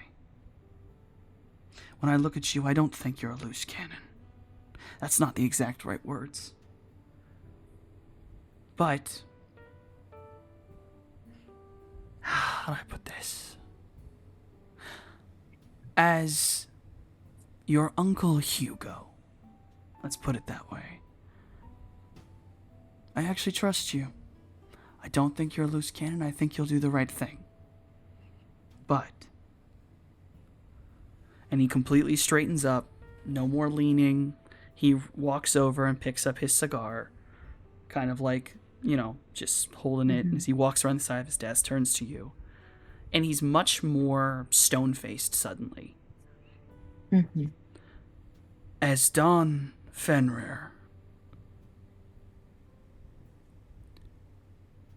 I have to treat you like you always could be. Until you go through the initiations to join the family. Do you understand what I'm trying to say? I do. Good. Now, you go off, be a free agent, do what you gotta do. If Mari contacts you, I realize I call it that, 404 contacts you. And she wants you in the room with her as she's doing her surveillance. Go ahead and join her. A free agent's asked a free agent. But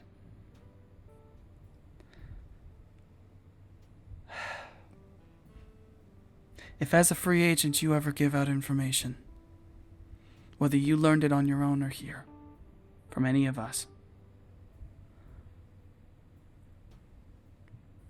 you know what happens, don't you, Morningstar?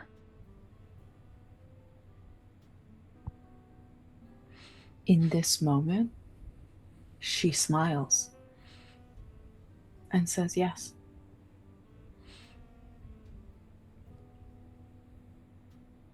Good. I hope that our first proper meeting wasn't too much.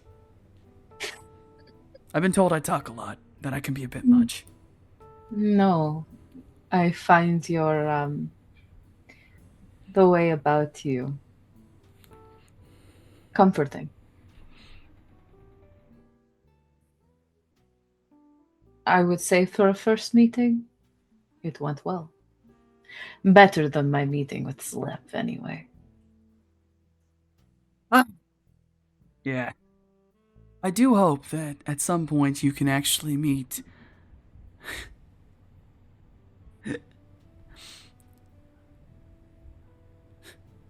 I've. Not as Don Slepnir. Do not tell them I told you that. Don't say it unless they say it. I would never. It's also, it changes, technically. Mm. I don't know if you've actually ever gotten to see Slep when he's, as he's different times.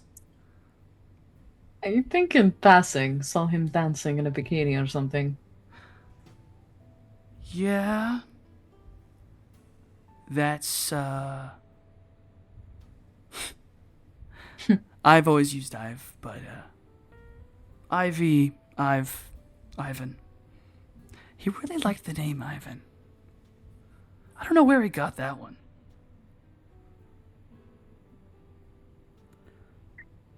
But no, yeah, I've seen my brother in, Mm-hmm.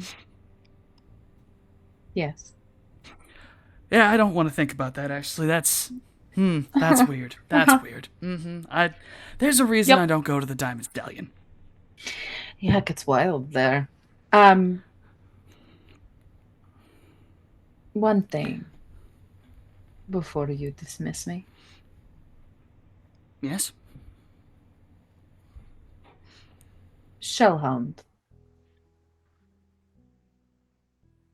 I understand he is a part of the family. Yes. But right now, he is with my family. And I want to trust him because he seems to have a good heart.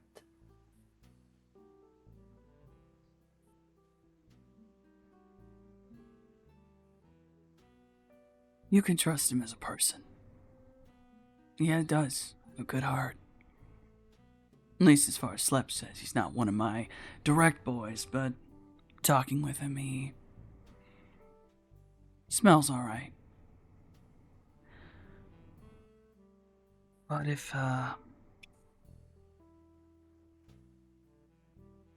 he is a Loki son. I don't necessarily know if he'll want to, but if orders are given, he's a good man who follows orders.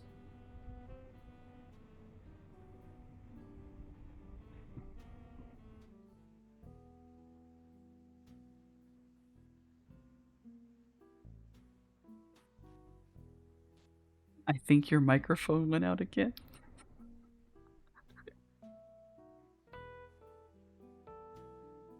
Technical difficulties. Hello? Can you hear me Yes. now? Yes. She smiles and says, well, if there's anything else. No, I think I've made myself clear, I hope. Hope I've cleared up some things. Hope I've done my best to slightly heal some wounds. At least put a little aloe on the burn, as it were. Yes. Remember what I I said about Bloody Mary.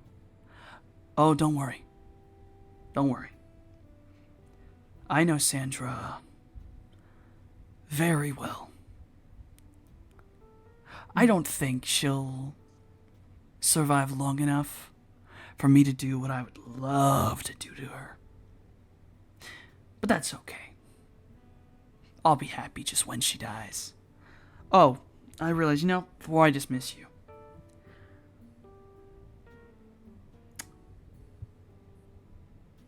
I hope you are aware that the other situation that our family's a part of.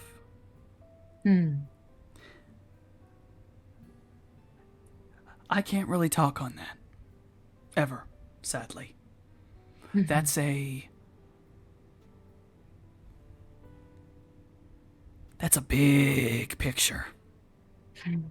Really big picture. But I wouldn't worry about it too much. It's big picture. Beyond petty mafia shit. Yes. But, please, be careful. And don't tell anyone else. Of course.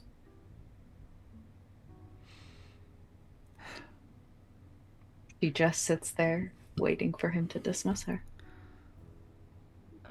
Alright, don't fucking look at me like that. You're dismissed. And then she will slither away with a wave. And she will return to the others. Okay. So while Scales was at the meeting, did anyone else do anything?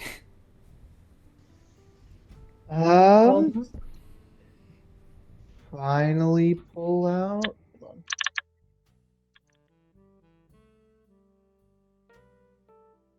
Finally go and do a thing I should have been doing a very, very long time ago. And set up Watcher Spirits. And Finally! Yes. Yes. After just kind of like, yeah, no, he's already got in again. It's like, okay, hold on. Go back up to his room, trot on down, and takes a few minutes, but we'll just summon a little hummingbird watcher to kind of just sit on top of the house and just keep watch on things.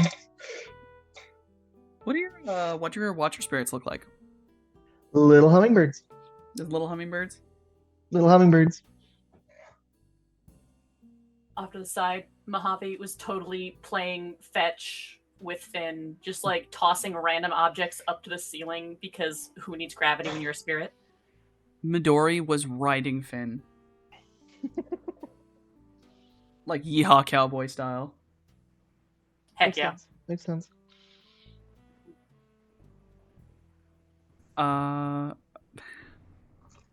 Jason, did you take a nap, or did Mojave end up giving you drugs?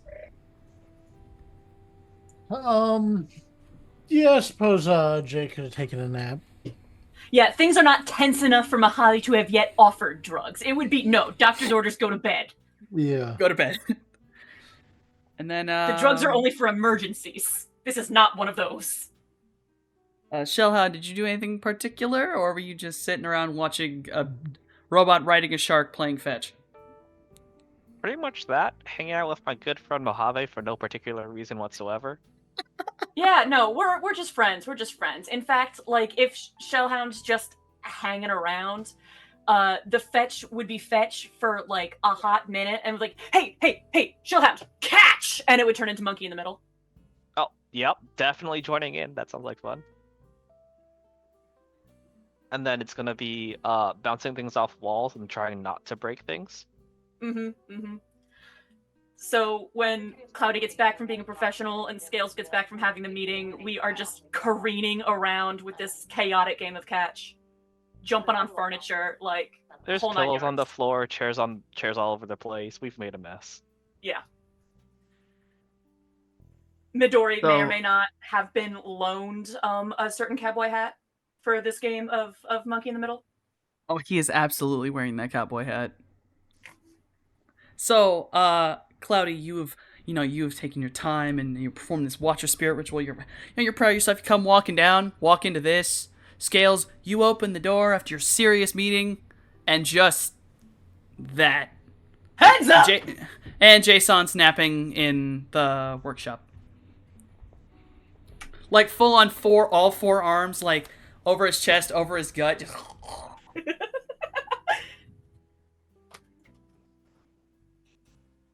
Where exactly is the ball going as you say that, Mojave? That's anyone's guess. Oh, fuck yeah, it's anyone's guess. Hold on. 1, 2, 3. Hold on. Hold on. Hold on. Hold on.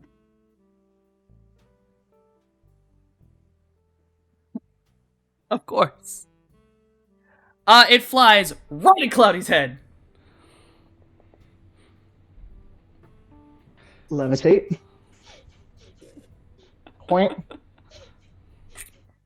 I won't make you roll levitate for that. Oh, hi, Cloudy. Whoop. Right back where it came from. I was really hoping it would like bump off Except- Jason's head. Except in control and literally doing loop-de-loops around your head as it's having been Jason. Yeah, I imagine there was the instinctive like reach to catch it as it flies back, and then it just full on suddenly loops. It's like whoa, and spinning in circles, also trying to catch it as Monkey in the Middle just got a whole new dimension. Yeah. Whoop, whoop. Tripping over himself and Finn as he tries to grab this ball. Absent-mindedly just twisting the scales. How'd the meeting go? He walks in very calm. There's like a tiny smile on her face, that kind of sereneness that she kind of walks around with now. And she opens the door, sees the chaos that you guys have sown. And then Whoa! and then her eyes for the briefest second fall on Shellhound, and then she looks away. And then when Cloudy says, "How did it go?" she goes, "Better than I thought it would. We had a discussion about family. But good. Nothing crazy. No one lost their temper. And I got to meet Hati. Speak with her a little, which was nice." Glad it went well. Yes, they were very welcoming, which is nice, considering my other interactions.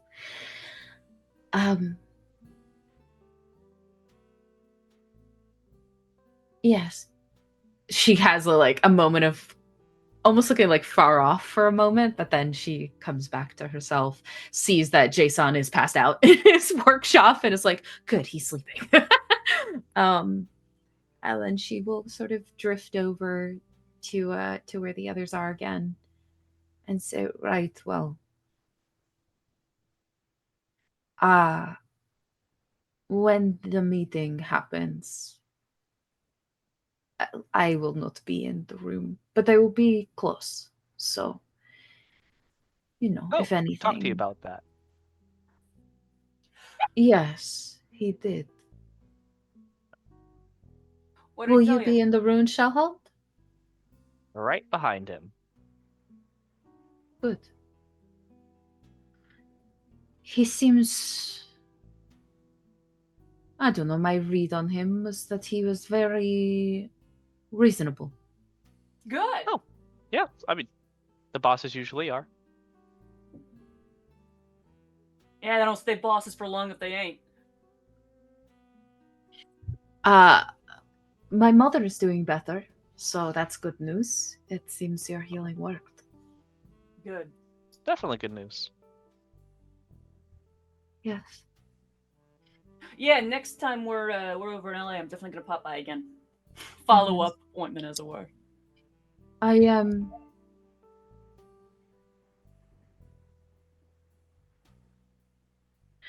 am worried.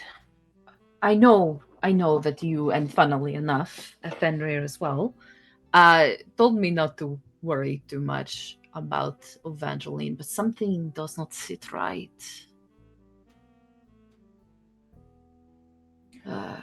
What's bugging you specifically?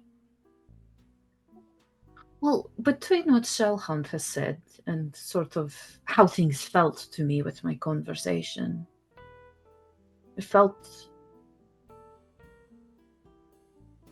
like she will be gunning for you, and not just in a say some words to get you riled up. It's like perhaps like activating kill switch, you know? I'm not saying that she will be able to, but just that is the kind of heaviness that it feels like. Oh, from my understanding, it's not just Mojave she's gunning for, it's everyone in the room. As I said, she's just looking for an excuse. She ain't gonna be able to do nothing at the meeting. Not at the And, meeting. She just wants validation for after. Yes. And But after the meeting, Mhm, well, mhm. after the meeting, we'll have had the meeting, and we'll be a lot clearer on a lot more things. But until the meeting, we ain't gonna worry about it. And No, I just I want to prepare properly. no, You know? I mean, Scales, you said you weren't gonna be in the room. Did he tell you where you was gonna be? Just in the building, likely with 404. Perfect. That's exactly where I was gonna place you. Yes, Oh, I think. You did take that deal then. Cool. Well, she stops and looks at Shellhound for a moment, and like, there's no expression on her face, but she is like looking at him with her mismatched eyes, just like, uh-huh. She's, well, it is wise to technomancers to work together on this matter. They will, things will obviously be tense, right? She is looking for excuse, and so I think perhaps in preparation, when, and I will speak to 404 about this. This is something she is probably more well versed in, considering this is probably not her first time being at a meeting of any kind. But she's looking for an excuse, and I do not trust her to not have things in place for either during to distract or after to do whatever. And that's So what you're gonna be watching for. yes, and so I would like to.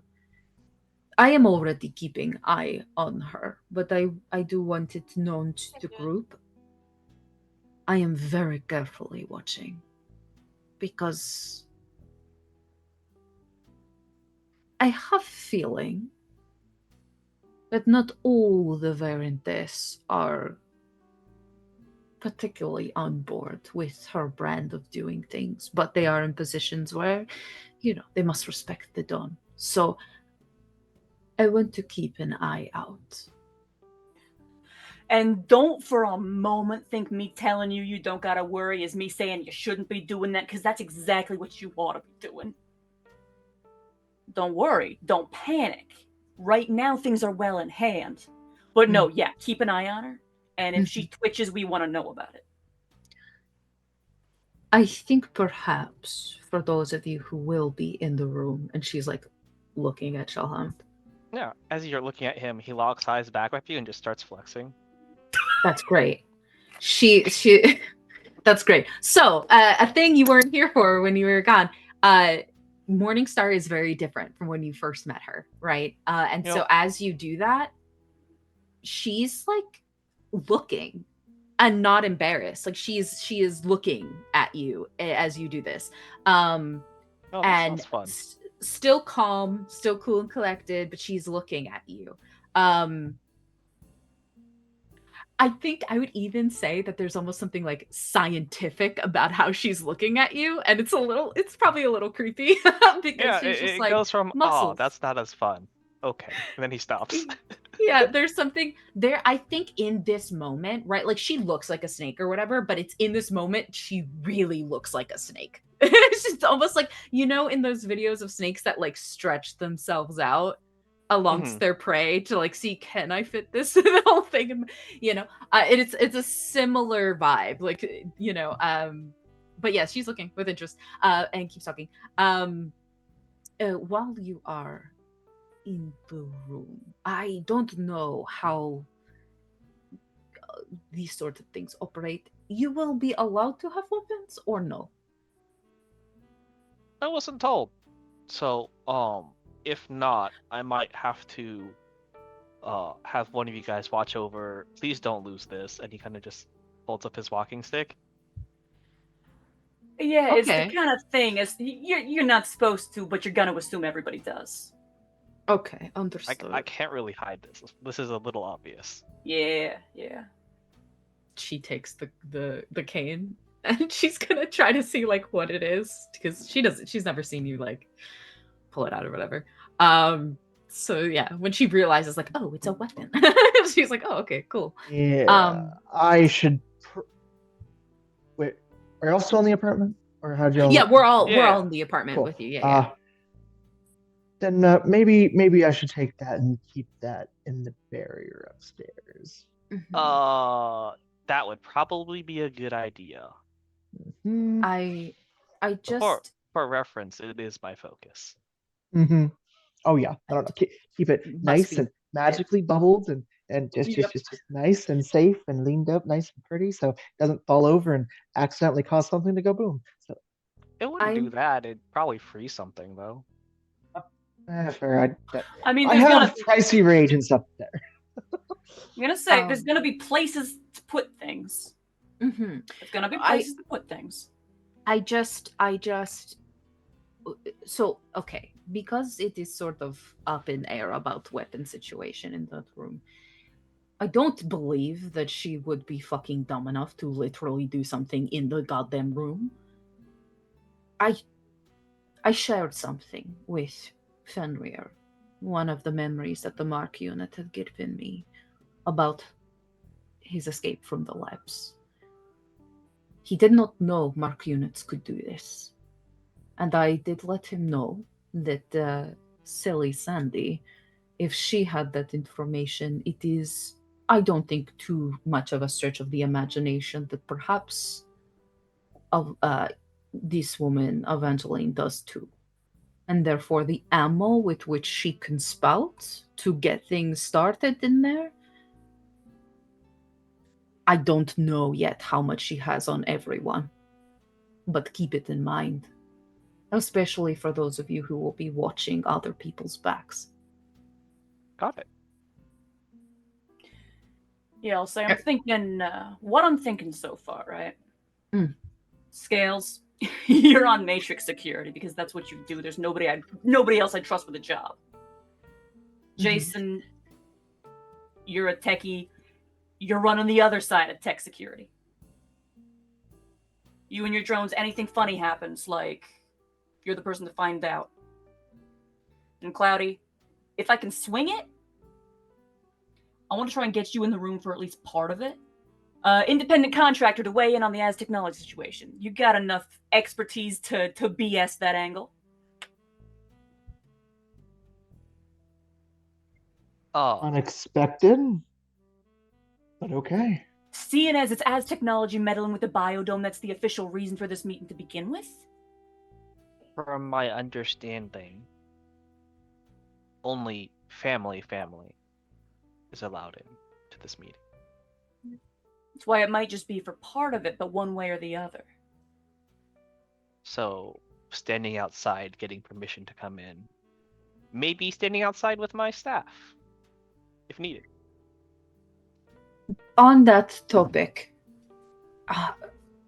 Cloudy is an incredible mage, and he is capable of a lot. I need to know, between Verentes and Falcon, what does it look like mage-wise? Mages are us. We got the magic. Okay, and We got the magic, they got the tech. understood. Okay. They have a lot of mages. This is why I was not tempted in the least to have Finn follow in somewhere as a obscure mouse and listen in. No, they would almost certainly ferret him out. It would not have been pretty. Yeah, magic is the Falcon's jurisdiction, as it were. Okay. So, in knowing that, I don't know how capable the Verendis technomancers are, or riggers, if that is more their flavor. Riggers But and I think, okay, I don't know how extensive it is, how capable they are. but perhaps that is something we should look into, given her fun little project of what are they called? The it starts with a fucking B. The Bunraku. Bunraku. That Yeah. is there telltale signs, tech wise or even mage wise, that we can detect if she brings any with her?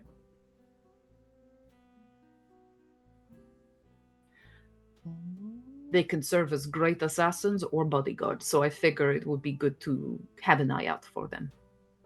I mean, I imagine that technology would be visible with a high enough of sensing, yes? Yes, there's also the.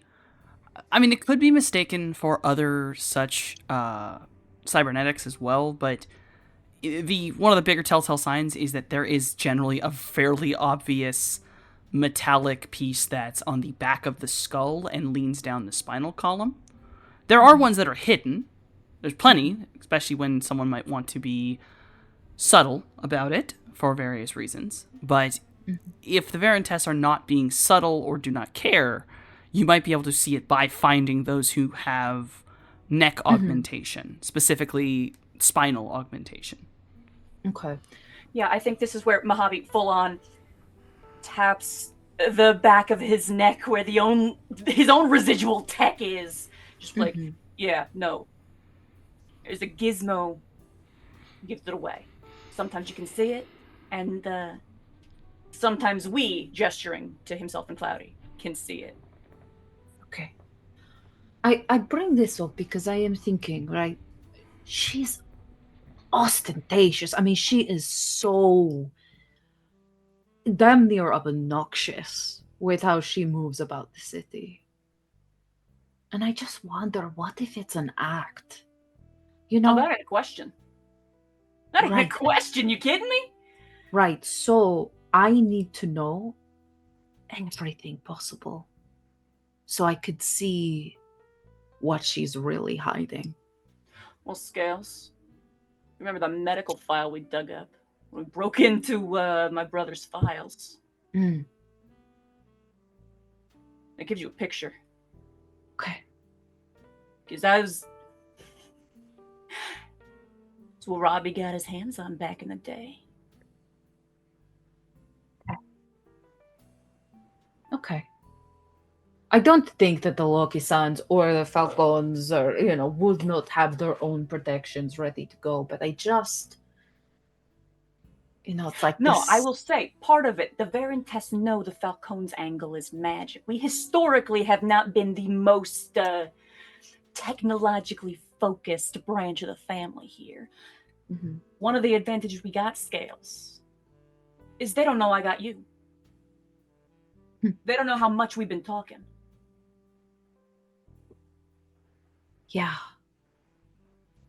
Okay. I just want to cover as much as we can. Oh, of course. They do know. How much? I There's don't no know way how they- much they know, but they know you're affiliated. Fenrir did There is show me a photo. absolutely no way that they could know the degree to which or the amount of Scales it's got. No. But they know her leanings and they know to be wary of her. Being wary is different than being prepared. Perhaps we make it seem like I didn't go at all. I mean, yeah, we stick you off in a side room. Nobody's ever gonna see your face. Perhaps, 'Cause between. They don't know the aces we get up our sleeve. They don't know the degree to which they'd have to repair. So maybe, if we're lucky, they ain't gonna be nearly as careful about the tech they think we won't be able to spot. Yes, I think maybe that might be the move. Yes. Perhaps. Yeah. We can, obviously we let Oscar and Loki-san know I am present. But what if we just make it seem like I'm no longer in it? Yeah. Like, they got no reason to expect you're in as deep as you are. Right. I will speak as well to 404, find better ways to mask my resonance, mask my presence, because they have technomancers. Someone will be able to read, right? Someone will be able to see me on They the might not get matrix. technomancers. Well, people who have access to matrix. But I mean, that's perhaps everybody with a comlink. perhaps I speak to 404 to find ways to like really mask myself, so it looks like not only am I not fucking there, but perhaps we make it look like I'm no longer in it. You understand? I Cool. don't know the degree to which you'd be on their radar to begin with. I don't know, but I do know that Fenrir showed me a picture of me talking to your brother. So that alone is an indicator, I'm going to assume. So yes, I will speak to 4-4 on this. Find a way to mask myself. Wonder how that picture came to be. Exactly. It worked out though. Oscar did speak to Fenrir, so it's not like it was being hidden from the Lucky Suns, but they have, I mean, my god, this woman fucking set her own house on fire. And now has the world believing not only Umbral Elves caused this issue, but specifically anxiety. So, I can only imagine what else she would do I don't got to imagine. to make Technomancer a problem again. You understand? She'd pass the buck to anybody. No. When I tell you don't gotta worry, that's because the worry spread around. Mm. When I tell you I ain't been thinking about nothing else since the moment I got my... Actually, no, that's the lie. Since the moment I set foot in Vegas. Mm. And I don't mean me, Ollie Falcone in the flesh, head screwed on as well as it ever was. Mm-hmm. I mean, I've been thinking about nothing else since the moment Mojave set foot in this city. Before I knew what was at stake, I was thinking about it. Yeah. All right. I will do what is necessary to prepare. I mean, we've got about 3 or 4 days, so Yeah. there is time to set in place real security. Yeah, and I'll be in touch with my brother too. As I said, I doubt the Verentes know the degree to which the Loki Sun and Falcone are already intertwined. Right. I would like to keep it that way. Me too. One moment. And she's going to kind of do that thing where she kind of looks off a little bit. And I'm just going to do, because I had 3 marks just like on this bitch, watching her every fucking move. And so I, at this point, I'm going over the data of that. Like, what has she been doing? Has she been moving around? Have orders been placed for things, for items, whatever the fuck, I'm doing inventory right now. Not to mention, if anything absolutely wild were in the cards, we do got a Rue, who ain't above slipping us a note. We do. Oh, I've got to send her a message. Shit. I will do that after. But yeah, Softy, I don't know what you'd like me to roll, but with those 3 marks, I want to start doing inventory on Oh yeah. this Well, Evangeline. you got a massive amount. You got the marks on there, and I'm going to consider that as you were watching the data and recording it. But last night, the marks went down because Evangeline rebooted all of her systems. Huh. And the marks can only be really attached to Yeah. a host. In fact, it's attached to a host to a phone, which means not only did Evangeline reboot her systems, forgive me, the hotel rebooted their system. Huh. Your marks on the host are gone as well. Interesting. Yes, and you haven't... Well, yeah, you haven't rebooted exactly. But, I don't think sleep reboots you. I believe you actually have to go on con. I have to look that up again. Shit, I forgot.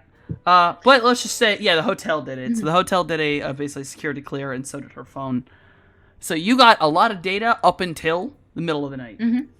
Okay. Uh, So before I get that information, with the rebooting of the system of the hotel itself, is this something that I'm seeing like within the hotel's like data, right? Is this something that they do just periodically, like they just reboot their systems as a security measure, or is this like something new? Is this a break in the pattern? I will require, because you had your marks and your things focused on Evangeline's whereabouts and actions, I would need you to re-hack that hotel to actually see their systems and do a proper, like, all right, do you guys do fucking maintenance on a certain fucking day, or what's going on? Yeah. So you guys hear her say interesting, and then she gets a very serious face as she's going to do this. Again, with that, like with the training she got from 404, all this is very encrypted. Yeah, you're being careful. Yeah. 4.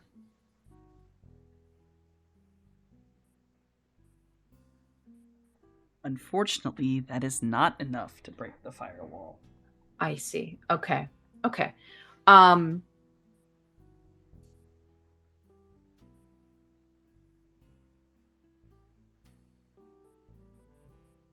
You can try again, but you know the Yeah, more I'm you not try to trying brute force it, the more likely you're going to summon Yeah. some demigods out here. Yeah, which is not in my plans. However, I have a contact who is a technomancer. A recently made friend. Okay. I would like to reach out to my new Jackpoint buddy, and in that very encrypted message, ask her to look into it. You know, like, hey, is this like a Vegas hotel thing? Is this just this hotel? Like, what's security looking like around here? You know, but again, super encrypted message sent to her. You don't immediately get anything back until you suddenly get very quickly, a suspicious email sent to you. That is a lot of, basically one of those emails where it says a company name, but one of the letters is like has an umlaut or something, which very clearly it's pretending. But inside the email, there are no links. There is just a single picture, and it is some weird, deep fried 90s meme that's just like it just is like some weird ass face giving 2 thumbs up. Yeah. Okay, cool. Wonderful. So I imagine that means that's her being like, I'm looking into it. Mojave just like something interesting. Yes. And then before I answer him, the information that was being able to gather. Yes. before the So shutdown. your information basically followed a lot of Evangeline's movements. She moved throughout the city, a lot of shopping. A lot of shopping. She spent most of her day in the shopping area. She spent a good bit of her day in Paradise, bumping off a couple cell towers in the area. Okay. Matrix towers, I guess. And then right before she shut down, she was uncomfortably close to the Golden Wing. Huh.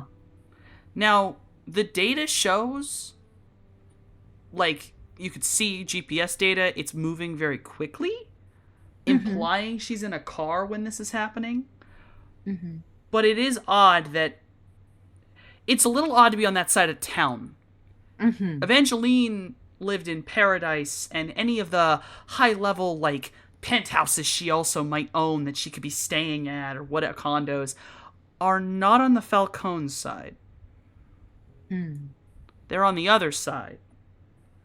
It is odd for her to be at around, right before a reboot, at around 2 a.m. For some reason, she is in a car driving by the Golden Wing. And you'll notice from 10 p.m. to 2 p.m., there's nothing. No updates to social media. She doesn't fucking touch it. Huh. Not even to doom scroll. Okay. Okay. She kind of comes back into focus and then looks at Mojave. She says, I don't know if the hotels do a sort of scheduled reboot of their systems. So my eyes, as we can call it, they were removed. But before they were removed, Evangeline, she did a lot of shopping in the Paradise area, but then she ended up by the Golden Wing. Which doesn't make sense. She's been staying not anywhere near Falcon territory. Why she would end up near there at around 2 a.m? She didn't touch social media. Making her own preparations, I imagine. And hey, I imagine I would probably know what the standards for security are in the industry that I was a part of before I got shot in the head. You know that generally it's not every, well, at a certain point in your life, yes, the Golden Wing did it every single night. More modern, normal things when one of the bosses is not a paranoid individual. System maintenance that will drop the system or clear the system every couple of days, maybe. There is a good shot that, at least for the hotel, you're like, maybe scales just happened to hit on a day where the system went down. Now, Evangeline's phone, honestly, it could have just run out of battery. Could have, lost charge, or somebody in a position of power in this cyberpunk dystopia, knowing that they have enemies who might want to track them, could just make a habit of turning their phone on. Doing exactly what Mojave does for exactly those reasons. You are correct. It also could be straight up paranoia. She might have just done it on purpose, but it might just, the hotel side, that honestly could be explained away. Evangeline's would have had to be done personally or by accident. Yeah, I think Mojave's just, system maintenance like that, it ain't too uncommon. You get a lot of high rollers staying. Security is important overall. If it happens again more frequently, I'd say it's definitely shows that security's been boosted, but with such a big meeting coming up, I wouldn't be surprised if it's doesn't necessarily mean there's anything shadier going on than normal shady. You know what I'm saying? I'm sure the Golden Wing's stepping up its security in preparation as well, so. Well, it's not the Golden Wing that did any kind of reboot, at least that I saw. It is. What I'm saying is I wouldn't be surprised if the Golden Wing was also rebooting for the same reasons, because security is important. And the fact that they're taking security measures right before a big meeting between multiple families ain't necessarily a sign that they're doing anything shadier than prepping for a big meeting with a bunch of criminals. Right. Her being there at around 2 a.m. and not touching her phone? That's a little more suspicious. Right, exactly. Around 2 a.m. for a solid amount of time. Her phone wasn't off. She wasn't touching it. There's a part of me that's like, maybe she just forgot the thing in the car, but I don't want to give her the benefit of the doubt there. No, I wouldn't. She wasn't touching it. She was definitely in a car, based off of how fast she was moving, but... And even if she had left it in the car by mistake, why on earth was that car passing outside the Golden Wing? Right. Exactly my concern. Any street cams in the area? Maybe we could get the footage, get eyes on the car. She will She'll flick on the TV and start showing the CCTV footage. Roll me your outside the hacking to Golden Ring. slide into the public matrix. See if you can get into the Yes. Las Vegas systems. Ooh, Or if It's the a Golden 3, Ring I'm so sorry. itself had any cameras pointed it's a that 3. way. It's really she is pulling.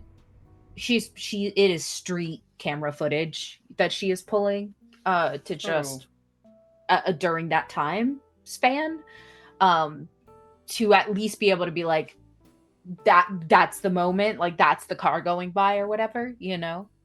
All right, you know what? Shits and giggles, because I find this a lot more funny. Do me Okay. that roll with your jack point. Oh, how do I okay. It's just the knowledge skill from when you had rumors. We switched it to knowledge Yeah. jack point. Yeah. Oh, it's a 2. I guess I'm not rolling well today. Shit. It's okay, because I will add on something fun. Okay. Does anyone remember that in real life there's a website where there's just unsecured webcams you can just watch? Yes. yeah. As Why do you think I made terrifying these suggestions? Oh yeah, as terrifying as it is. So, Yeah. shits and giggles. I'm gonna Yes. allow that. Basically, doing some quick research, thinking about it, you realize, ooh, let me go background, and you have found someone else has already accessed such things. All you have to do is go, ooh, let me just back up the feed. You are able to find a few angles near the area, not exactly outside the Golden Wing, but in enough areas to see beginning of the street and end of the street at the time. Right. You do see a ostentatious is the only word to describe this vehicle. It is a Right, large, like those. It's a custom SUV type car with this big side door. These things have like driver's seats that turn all the way around, so it's like a Gotcha. conversation pit in the middle of the car. And this thing is like kind of violet colored with bright gold detailing and rims Oh my god. and white walls. Fucking white wall tires. No. This is Okay. it's ostentatious enough that it's ugly. Yeah. It's tacky. Yeah. Whatever she was doing, she wanted people to know.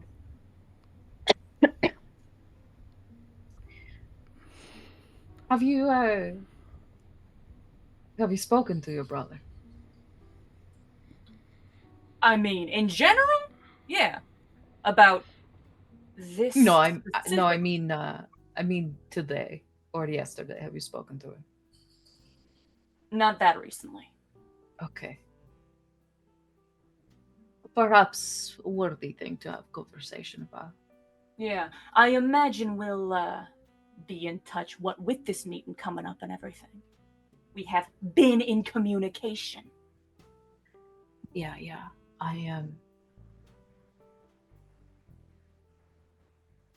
I cannot do it right at this moment, but I will try to reinstate marks where I can to continue getting data. But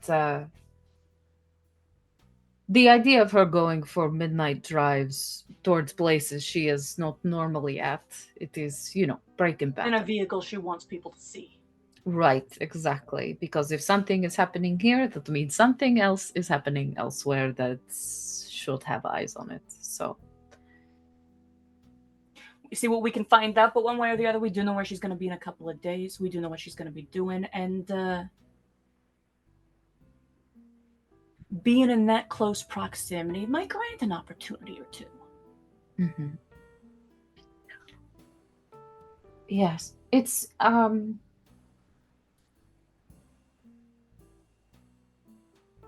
I am hoping this meeting goes well, but I know better.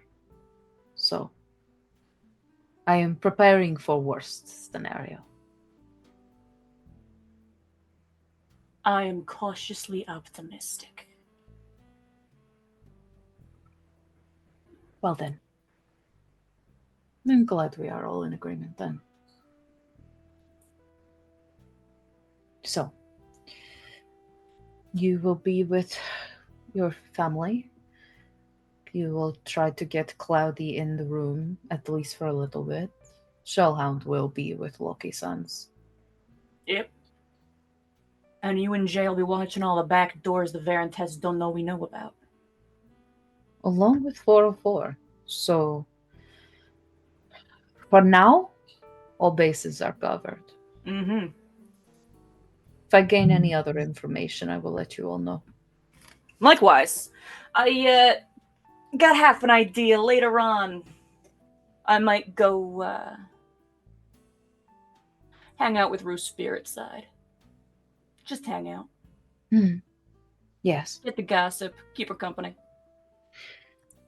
She's been locked away. I understand she must be feeling stir crazy. Mm-hmm. Okay. Okay. Is I feel less about paranoid. this moment. Cloudy, Yes. you get a text message.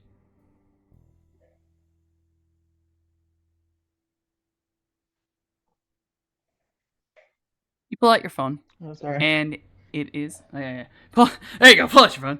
We have the same phone. I saw. I This just was realized. great. Wait, hey, great. So you get a text message, and you recognize the number. Stole your phone through the screen. It is a straight up. It is Icarus, a fixer. Your like fixer, Old fixer, yeah. old fixer, Yeah, our fixer from back in LA. fixer from back in LA. And the text message just says, "Hey, can you call me real quick?"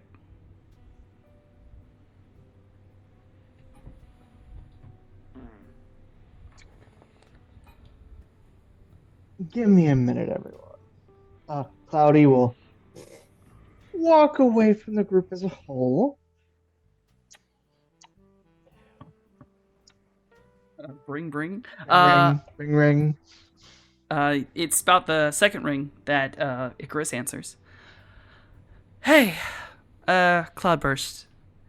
Look, I know it's a little weird to call up out of nowhere after like nothing. Mm-hmm. Okay, so I don't know what you're doing right now exactly, but I have a Mr. Johnson that asked for you specifically.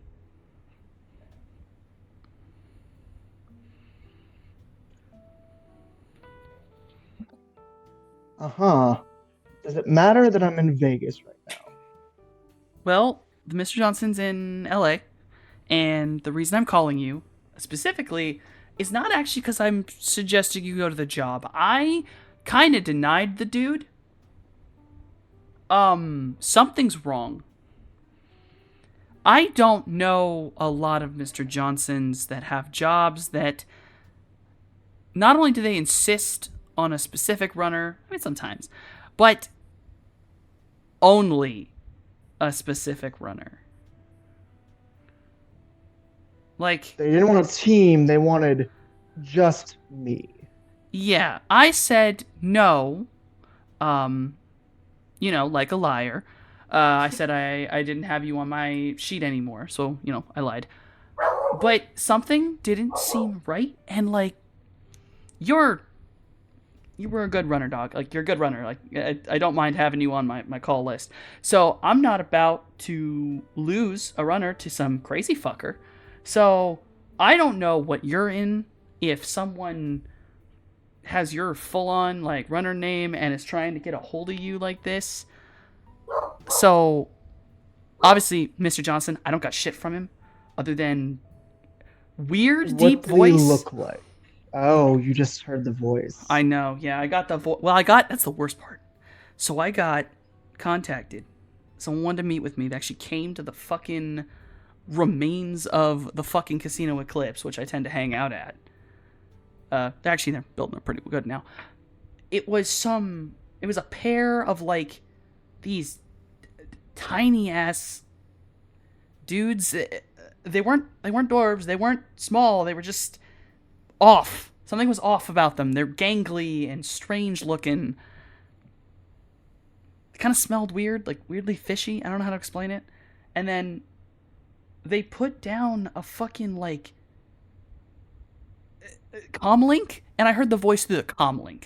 So already weird fucking vibes. This Mr. Johnson's like super do not fucking see me kind of shit. And I'm almost dead certain he was using a voice changer the whole time. Like we're talking deep robo voice.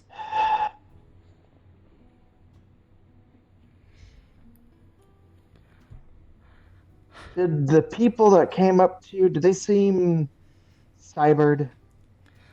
Were they cybered up? No, I can confirm that they weren't. They were... Really? Yeah, they weren't cybered, but they're... Alright, between you and me, Essence was fucking weird. Like, we're talking weird shaped. Like, just the body. Nothing else. Like, solid. I don't know. Not my vibe, but it was... I mean, it was unnerving enough that I had to call you.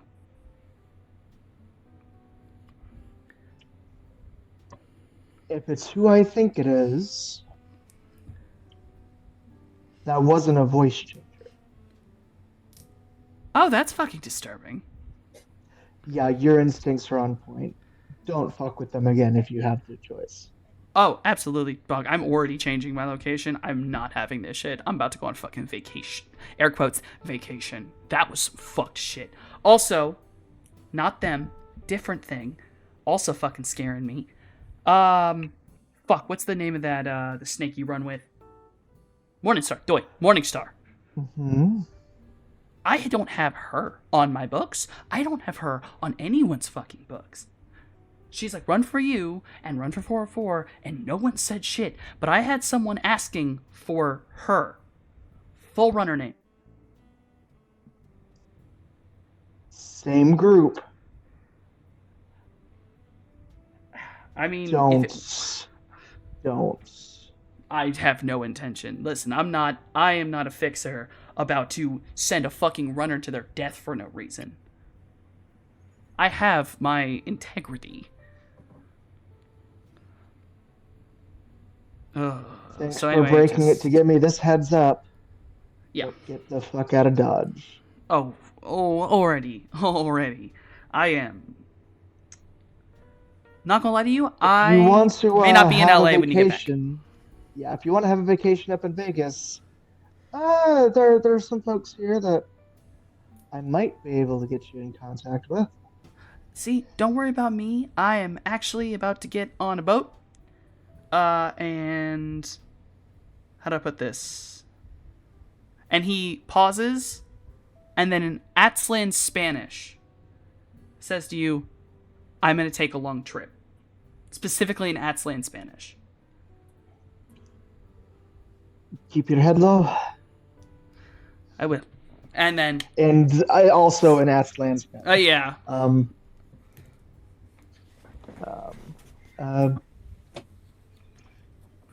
Stay safe, amigo.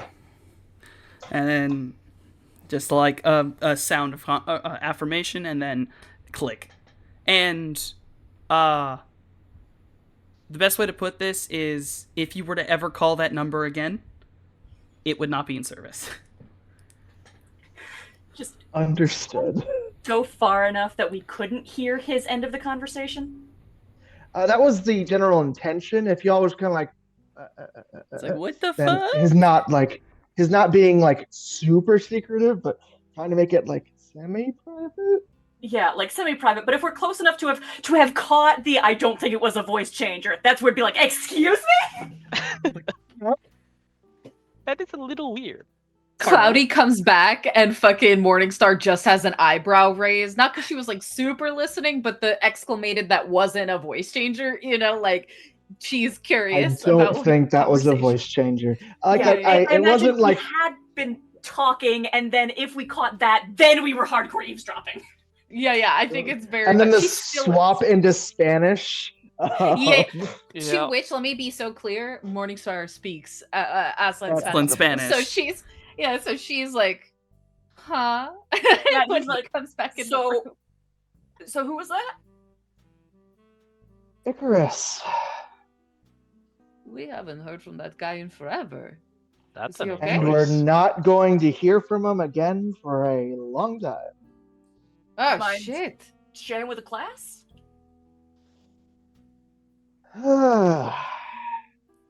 Someone might have tried recruiting me and me alone for a job. That's weird. I wasn't in town, so Icarus told them to kick rocks. Good.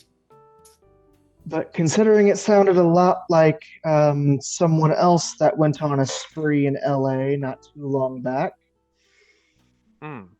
Your he's scales. leaving town. I'm sure the other side has done their security as well, but do you think you can wipe all trace of that call off Cloudy's phone? If Cloudy would like me to, yes. Well, Call me hold- paranoid, but Yeah, I'm paranoid. She takes the phone from him, and just with like her hand on it, will, if you'll allow, erase that phone call from ever Oh, yeah. having happened on his phone. Mhm. With Skin Link, Yeah. it's direct link in, like you wired it, so you're immediately in. No test, no nothing. Yeah, Because she last time- deletes it. I think we're all on the same page here, and we know the company our old friend keeps. A client was looking just for you. And your name might have also come up at some point. What? And Icarus had no records. Oh shit. Okay. Yo, Shelly, did your bosses tell you about T103? I believe, if I'm remembering It was correctly, yes, it was in the dossier. listed. Yeah, he just Yeah. gives a nod. Yeah, that guy.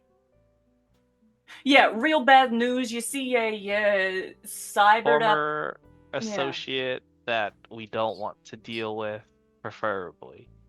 Yeah. Just Well, making apparently sure you're. he's making moves in LA. So just might want to let your higher ups know. A sign of good faith, I suppose. You listened in anyway. You do what you do. I mean, cards on the table. We're trying to build friendships here. I can let them know. I wouldn't get too worked up about it just yet, though. If I will just send message to Sleipnir. I don't know that my mother's stuff is up and working just yet, but I will send message to Sleipnir, have him keep his eyes open. sure he already Ah. was. Right, but they just suffered a great loss because of Yeah. the... No, I'm just thinking out loud here. The you know, the old games he used to play. Right. Didn't have fear, but didn't mind inflicting it. Yeah. So just maybe have Sleipnir keep an ear out. I will send an encrypted message to Sleipnir about the call, and that we just received a call from a fixer saying that a specific member of our team was being looked for, but that the hallmarks are very much giving T103, and that, you know, just be aware, things can probably and maybe might pop off. Moves are being made. At the very least, he wants us to think that he's looking for us in LA. Mm-hmm. So I give that information encrypted to Sleipnir.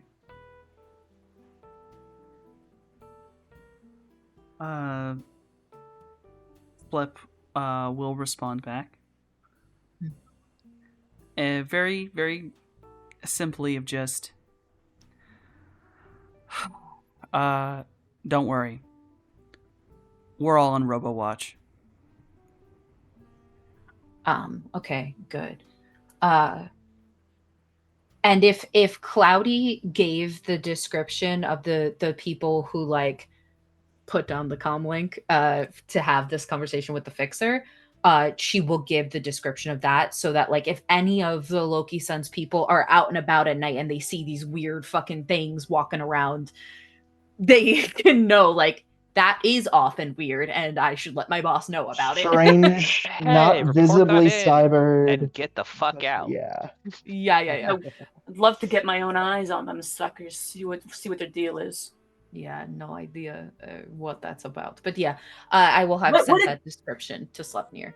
What did you say their essence looked like again, Cloudy? What did Icarus say? Fishy was one of the words. I'm not sure he meant that literally. But then the way he described their essence was almost locked in, just their body, just. It So was very strange. you that ain't like nothing you ever heard of, is it? The Some way he kinda- was describing it is almost as if a lot more like Augie, if I had to Yes. hazard a guess. That's what I was thinking. Either some Whereas kind like of his soul was like locked in Hmm. instead of weird doing construct or some kind of normalistic things. that mana tech we know Sandy's been playing with. Mhm. Yeah. Last she left the city, she was quite literally just a bottle of goo. Just blood. So, the way they are described, it feels like her. It has the prince. Yeah. So, so I give that description to Sleipnir, and you know, just the very brief, like, you might not see a robot at all. You might see this, you know. So have your boys know. I think that's what's also. going on. Yo, Shelly, you ever gone toe to toe with a blood spirit? Can't say that I have. Oh, I do well. know you plan to. said you've done that like once or twice or 3 times before. Yeah. Yeah. You You'll get stick there. around. You stick around with us, and you'll probably fight one too. It's not on my bucket list, but I guess I could add it. Yeah. It's only a matter of time. Be ready. They're exactly as bad as you've heard, if not worse. So how'd you deal with it last time? Other than the triple combined every world falling apart at the same time magic. Yeah, I mean, last time we rallied literally every faction we could get our hands on inside of Vegas and out of them and directed them all at the Blood Spirit and eventually managed to whittle it down until the person who created it ran off in a plane themselves made a goo. It was a weird night. There were a lot of crabs. And then there was the time in the sewers. But that's when he was a part of our group, and he just punched it. I would not Oh. recommend you doing it the same way. Punching's not really my thing. Right. But, just in case you got any ideas to punch it, it probably won't work the same, so I figured I'd give the warning. Yeah. Hit it with a stick, don't let it get inside you. Yeah, that would be a problem. Oh, yeah, yes. that was the thing. Little worms, little blood spirit worms got into you, puppeted you. Bad news. Possession. Mm-hmm. You Oh. want your organs to stay inside your body. That's where they belong. On the off chance that happens, I think you've seen me do it once before. If it does control me, be careful about using magic.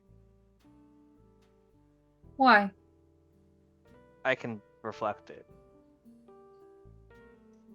Good to know. Yeah, the blood spirits ain't the only thing that can puppet you. Yeah, Our like when, Sandra likes her puppets. when that Yeah. thing tried to eat Finn, I reversed it and sent Finn to eat it. Yeah, death spirits are about as gross. What what's the issue of everything you guys fighting trying to take over bodies? That's a Sandra's- weird niche. That's a weird It- niche, and you guys keep it all running go- into it.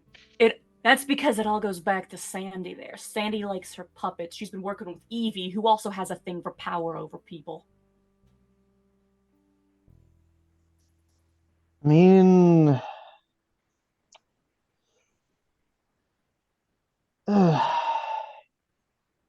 I mean, that's the way of the world these days. When they got all your money was left to take. They'll find it, Sandra, they'll take it, they'll monetize it. Sandra has been masquerading as a scientist for quite some time. She had access to all kinds of things when she worked for As Technology. Most of her experimentation was in biology. So, yes, she found a way to blend not just biology, but tech as well. The things we fought on our way to the biodome were not just organs, not just organic matter. It was also machine. Nanotech atrocities, the like of which you can hardly dream. Little nanobots that were eating magic. So And then big worm suckers that made that noise. oh god, it was awful. Yeah. Lucky it was only me that got siren songed. And then she made that weird flesh dome around the whole city. It didn't just, physically cut people out, but it also spiritually and Matrix shot everything down. Yeah, you heard about that blackout over Vegas? It's because we was inside of a blood dome. You mentioned that. Yeah, like literally in the most literal sense of the word, like flesh stitched together. Gross stuff. It was gross. So yeah, Well, just So like for that, like when there's the dome around you, can you just like hit any part of the dome to damage thing? oh, that was separate of her. That's great. Yeah. Yeah, so like when we say like she's the fucking problem, it's not an exaggeration. She's a fucking problem. If she could do that to all of Vegas, imagine what she can do to a bigger city. At the very least, we got her on the back foot now. For now. She no longer has Vessel. And For now. She don't got That's an a lot of for- entire that's a lot of for biodome full nows. of bloodworms, neither. That biodome was in construction for years. Okay. So big problem, smaller scale, still a big problem. Right Yeah. next to the other big problem. Yeah. Right. So now knowing that about this creature that is masquerading as woman, Oh, she is a woman. Let's make no mistake. She's a person who did all these terrible things. no, yes, you are correct. It's just now she is goo. But regardless, she did all that and has very deep connection, in my opinion, to Evangeline. So now you understand my paranoia. If nothing else, an arms dealer kind of relationship. Right. And Evangeline also has a fascination with puppets. So who knows? Maybe she got the idea from Sandra, but regardless, that is what we are dealing with.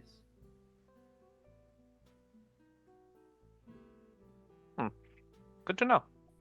Yeah. Don't know how much your boss has told you, but we want to make sure that you got what you need to not die. Mhm. Yeah, I mean, I got a list of things you guys have done, and then got told it's probably going to be worse than anything that we have written down. And I Cool. just said, yep, you got it, boss. I guess that's where I'm going to. Hopefully not to die. Well, we plan on keeping you alive, so.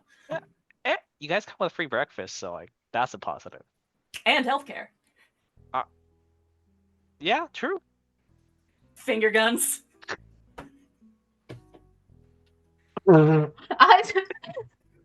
Rick starts just like Jesus. Yeah, I think once that's been done and she sent the information that she needed to send to Sleipnir, she is going to touch base with 404, and just be like, we need to talk about preparations, and like that's all she sends in the encrypted message. Just thinking about that meeting, I do think I'm gonna touch base with Oz, and then once I've got all the cards laid out that way, come back. We'll get a proper briefing, so we all know what we're doing, and we all know what the goals are. Working in tandem as a team. Yes, sooner we know, the better. Then we can Mhm. properly protect this meeting and have it go without anyone passing. 'Cause, yeah, well, I am gonna be there in the capacity of a Falcone. Hmm. Everybody here except Shelly is an independent contractor, Mhm. which means you got Yep. certain freedoms, got certain rules don't apply the same way. Right. Okay. Don't love the news that's possibly seeking out Cloudy. But for now that is you know, We a file thing it away. We happening. don't worry about it too much because that's what he wants. He wants to spook you. Yeah. He hopefully is still over there and is just trying to distract you from what you're working on right now. We do know that I believe the new owner of Mako Industries was wearing a special necklace. Perhaps there's something to that, you know. News yeah. being made on that end. Oh yeah, don't make no mistake. Here and now, we are in Vegas. Here and now, this meeting is my business. But as soon as we've wrapped this up, I have some calls to make. House calls, we'll say. Well, the to-do list is full. Isn't it always? It's never been any less than full. One day, perhaps, it will be less full. Things never stop happening.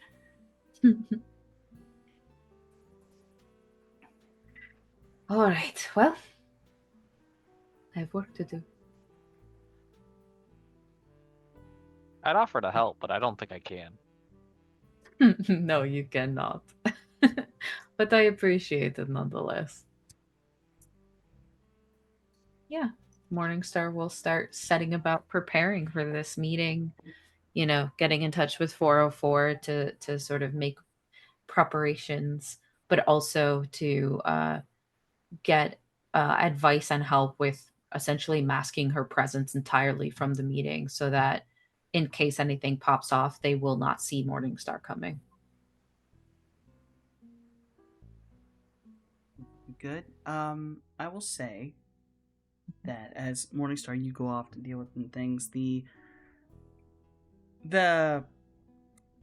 air of the night is a bit up and down, as it's been. The day has barely started, really, comparatively.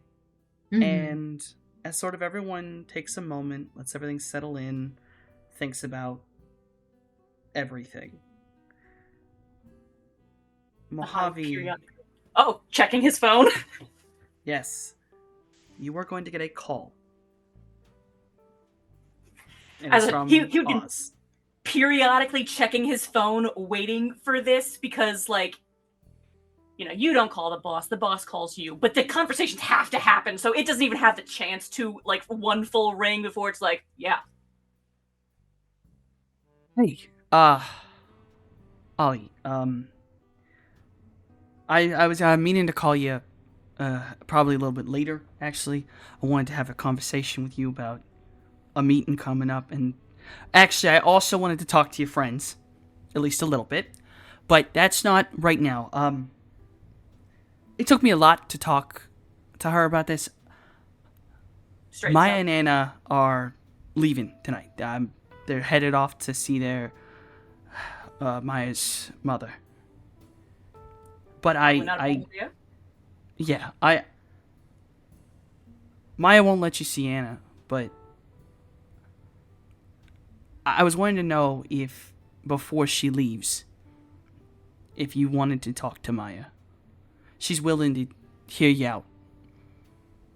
But she's gone in the next hour. It's up to you if you want to come I'm over grabbing and my see jacket. her. I Like- cannot like- promise that she's not going to punch you. Expect nothing less. Be there soon. All right, just walk in. They already know you're coming. Head to the elevator, right to the roof. Understood. I'll see you when you get here. Hangs up. Already in the process of putting his jacket on. That was Oz. Family stuff with the lowercase f. Be back in a bit, yeah?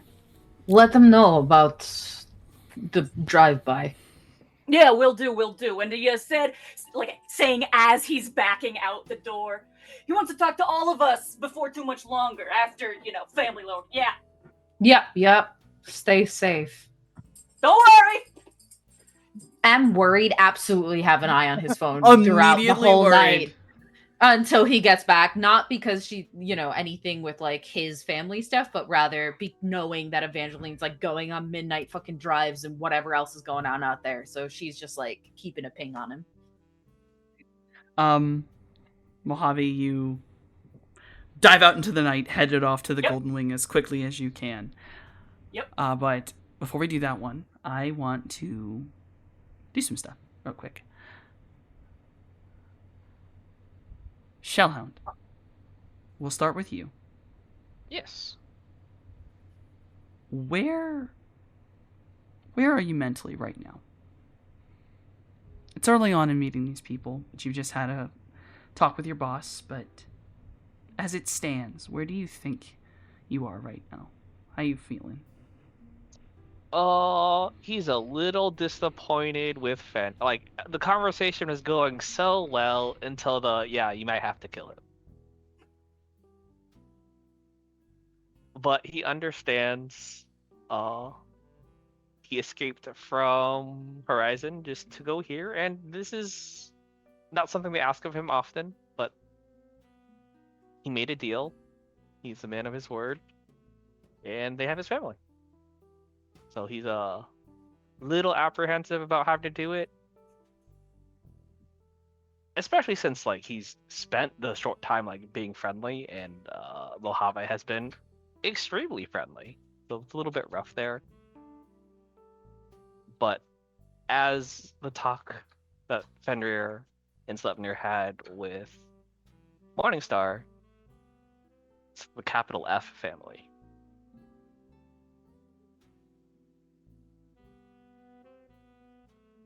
Jason, you've been in the background, working on your robots, working on your drones, having all the good ideas, but it's, how are you feeling right now with everything that's around you?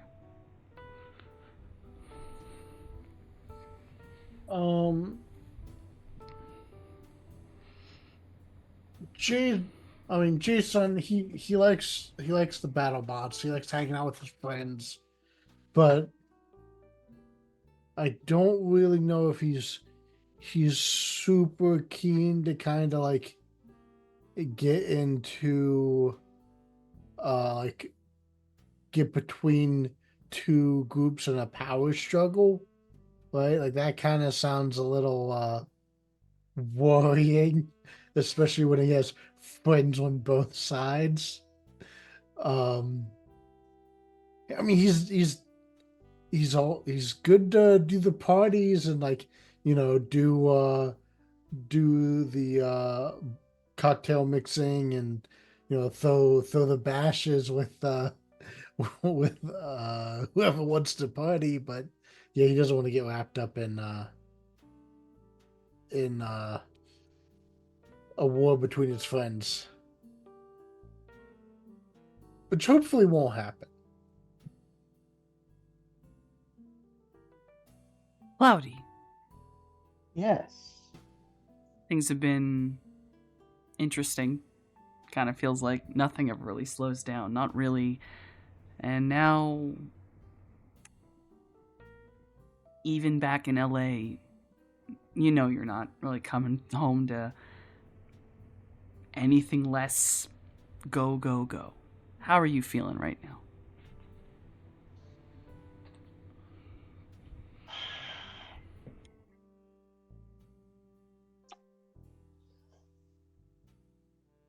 Still kind of waiting for the other shoe to drop, because that's kind of what it's been since forever now.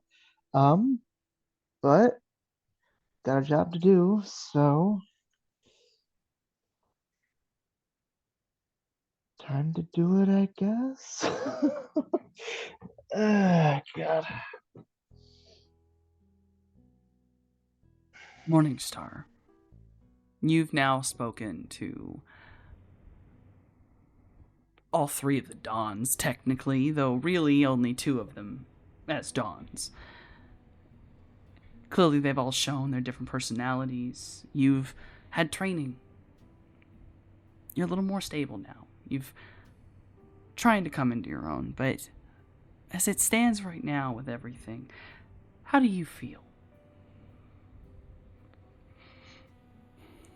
I think Morningstar is at a point where she is sure enough in herself and her abilities to trust her friends to be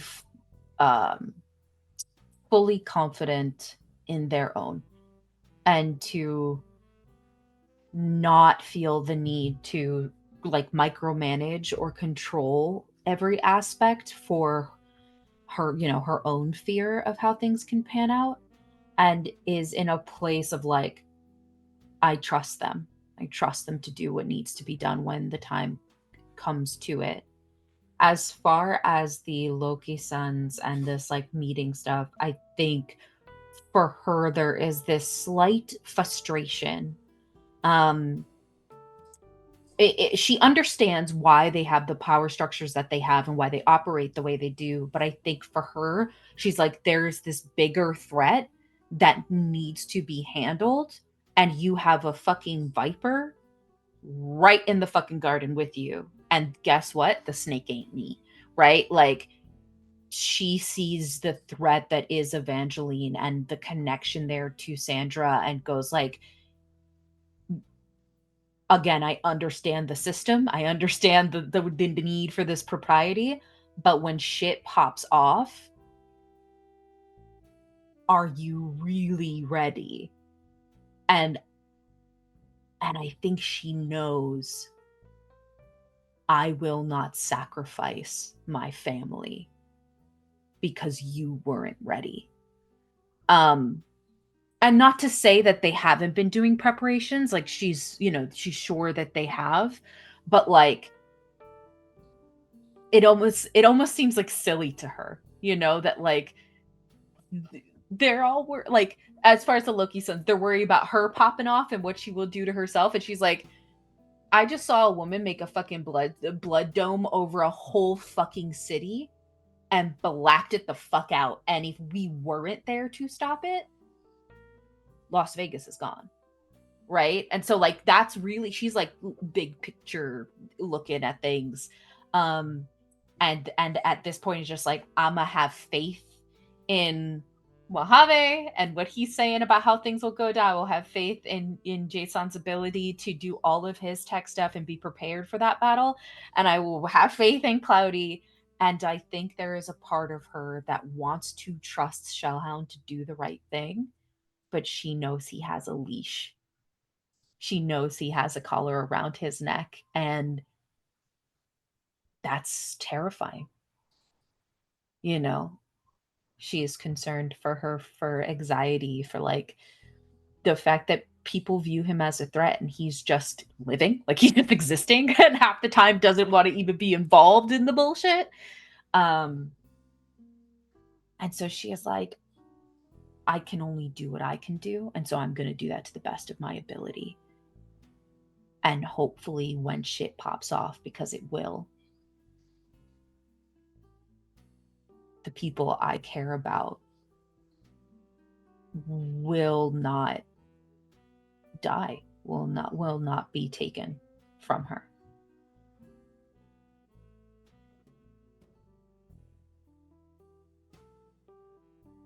Mojave, you make your way to the Golden Wing as quickly as you can. You make your way in, you're allowed in. Marshall is standing by the elevator when you make it there. No words are shared. He just opens the elevator for you. Slightly And- breathless nod of greeting as we definitely rushed to get here. Of course. The elevator heads up and you come out in a small hallway. The closer you got to the roof, you could hear helicopter blades. There is a doorway almost directly in front of you, and Oz stands in front of it. He's kind of twiddling his thumbs is the best way to put it. And he looks as the doorway opens.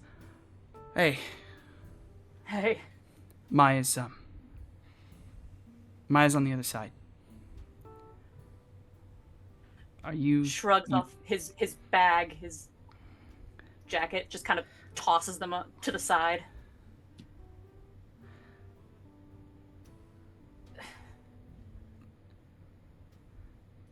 Thank you for coming to see Maya. Thank you for giving me the chance.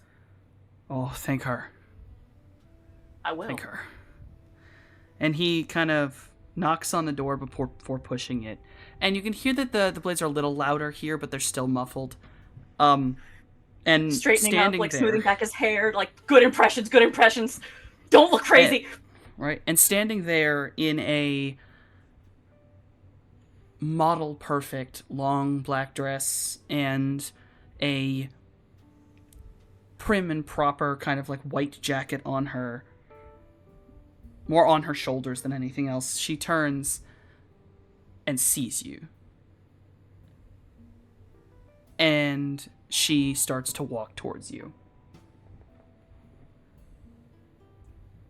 Just stands there, And not flinching away from the hate that I'm sure is in her eyes, or the blow that I expect to be coming. there is definitely a bit of just... It's a complicated emotion in her eyes. There's definitely anger there. And when she walks up to you, she slaps you as hard as she can. Her longer nails actually kind of scratch in for a moment. She's not trying to scratch you as much as just... That's how hard she smacked you. Yeah, we take the hit, possibly reeling back a little bit, as I am definitely still bruised.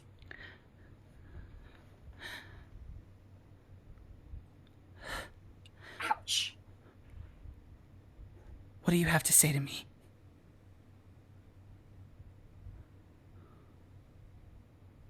It's nice to see you. Thank you. I'm sorry.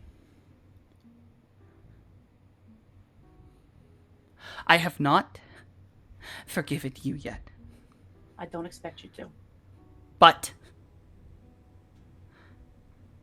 I have heard about your friend. And I don't see the same hate in your eyes. I'm not ready for you to see her yet. I understand. I still need to decide if I want her to know you even exist. I understand. I do. I'd like to get there someday. I'd like to be given that chance. But it is your right. And I respect that if that day never comes. I have done things that can't be forgiven. I'm not asking to be forgiven. But I want you to know. For what it's worth, I am sorry. She looks at you. Her eyes searching yours, like she's trying to find something.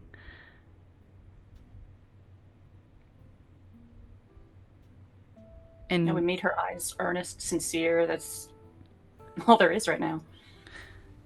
And she does seem to find something. And it kind of has her, like, step back a little bit. She looks over at Oz. And looks at you.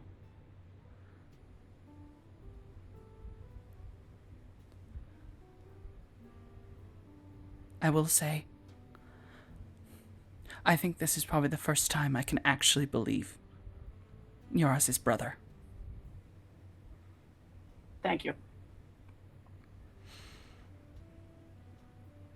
She pauses.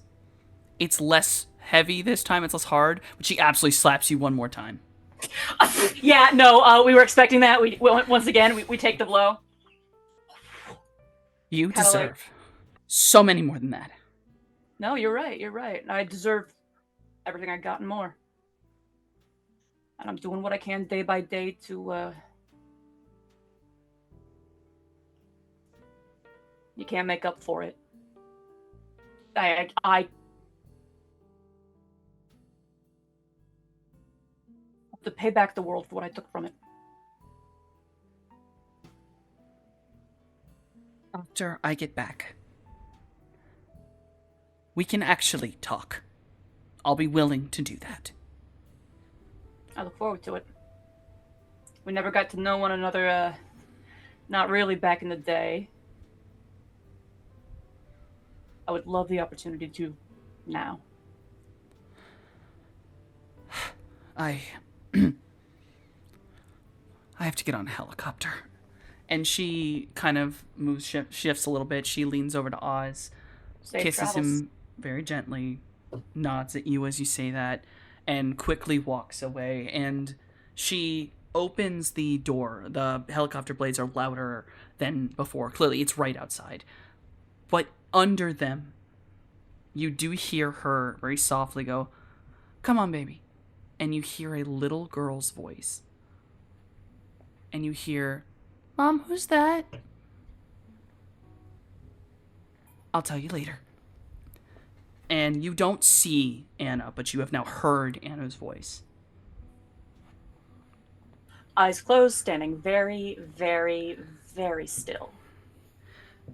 The door to the actual roof shuts, muffling the helicopter blades again.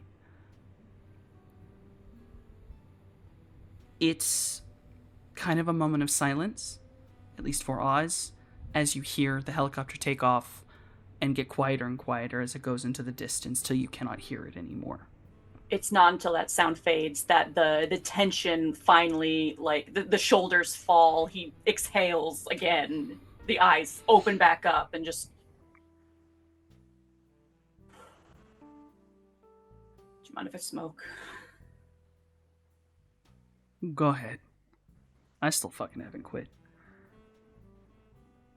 Yeah, just fishes out a cigarette. Lights up. I think that went about as good as I was expecting it to. Yeah, I was gonna say. It went well. You know, She just got some nails on her. Am I bleeding? he like grabs your chin real quick, shifts you. A little bit, yeah. Yeah, she do. She takes care. She really likes the stiletto nails, the really sharp ones.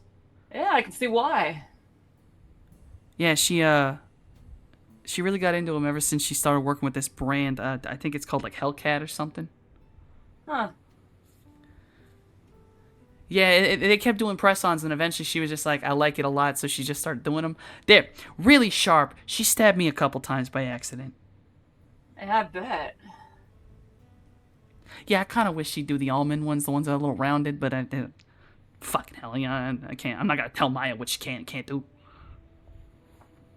I ain't that nuts. Do you think she'll ever come around? After like 4 or 5 more slaps, maybe. And I know you didn't see her, but hey, you got to hear Anna. Yeah.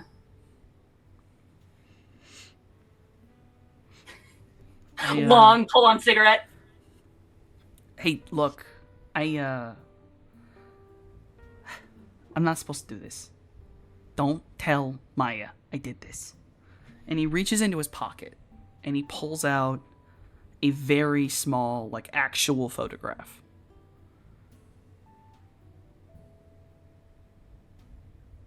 And he hands it to you. And the only way to describe it is it's like a grade school picture day photo of Anna.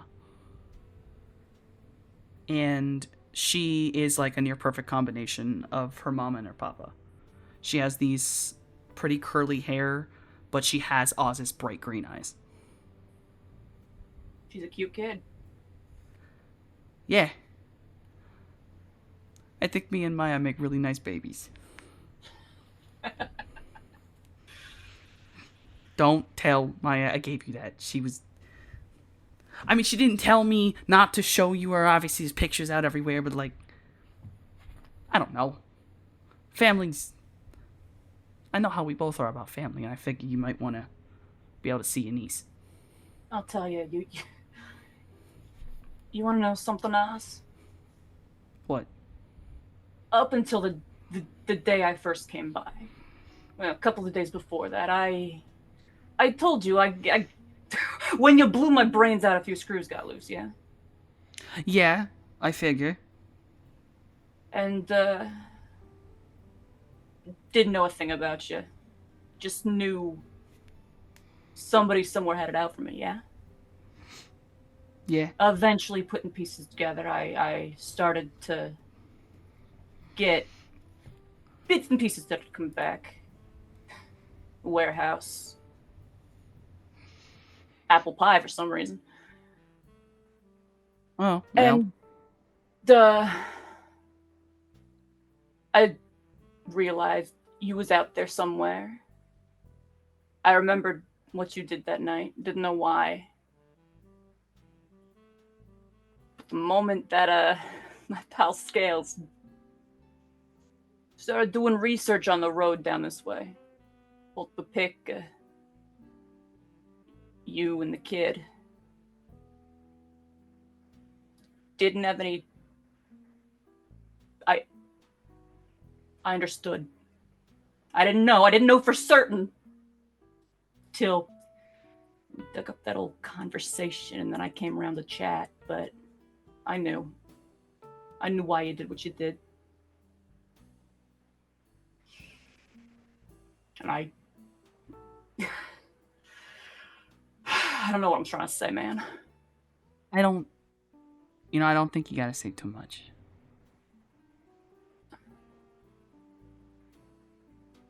I think I get it. Honestly. As weird as that's gonna sound, I shouldn't really be able to get it that easy, but I think I do.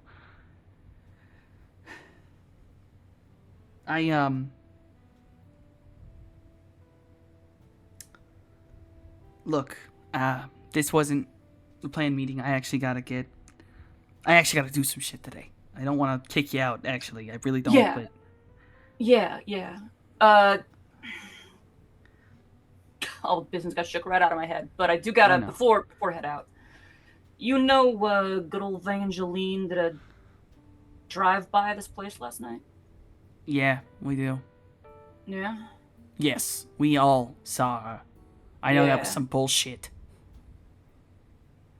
You, know anything about that I can bring back to my crew? I wish I did. I don't know what the fuck that bitch does. Sending a message that she's looking at us, I guess. Alright, well, That's what I I'm going can- with. tell him I talked to you about it. Yeah. Let me walk into the damn elevator, but, I did want to tell you one more thing before you left. Like, family-wise. Yeah? There's actually a second reason that Maya's leaving.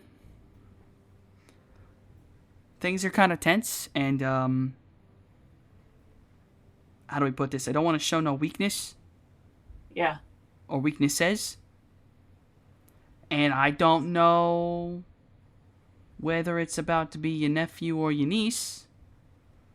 But let's say Maya's probably going to be gone for about 6 more months. Yeah, so I don't got the picture for the second one yet. At least not a copy yet. Another long pull on the cigarette and goes and just sits down for a sec. If there isn't a chair, he's just leaning against the wall.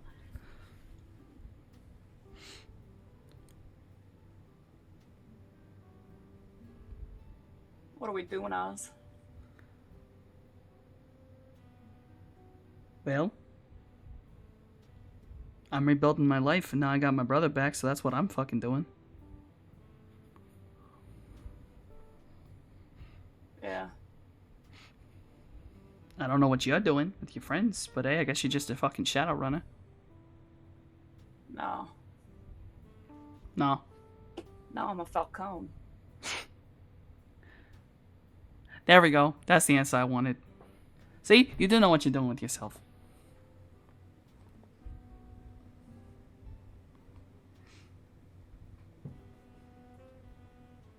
It's the family I'm thinking about, big and small. Future of Vegas and the future of them little ones you got running around. Yeah. I don't want to be dead. You wouldn't be. I know I wouldn't, but I don't know. Some nights I worry something's gonna change in me. I haven't drank in like 2 years. Not really. Dang. Really? It's every time I do, I just start thinking of Dad. See, I think of Mom. Okay, that's actually fair. Mom was more so. Look, I don't want to be either fucking one of them, okay? Hey, I'll tell you, I flip-flop between thinking he must be rolling in his grave and wondering if he'd be proud.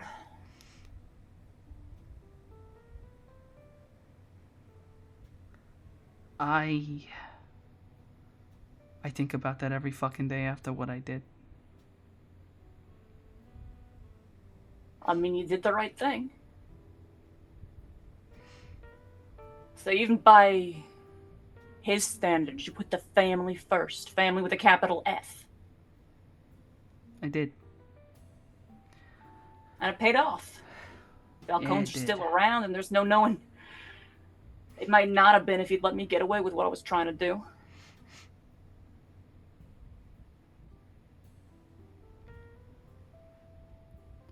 Okay. I got an actual fucking thing to do tonight. I didn't. Yeah. Look, you and me, we are gonna have a conversation later, okay? I swear. You and I are gonna have a fucking conversation later. Another conversation.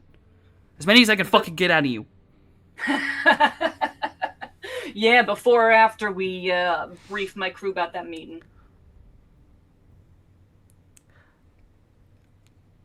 We'll figure that fucking out, alright? I have to go get the fucking boys because, as you showed, we just had a fucking security breach, technically. She got way too fucking close.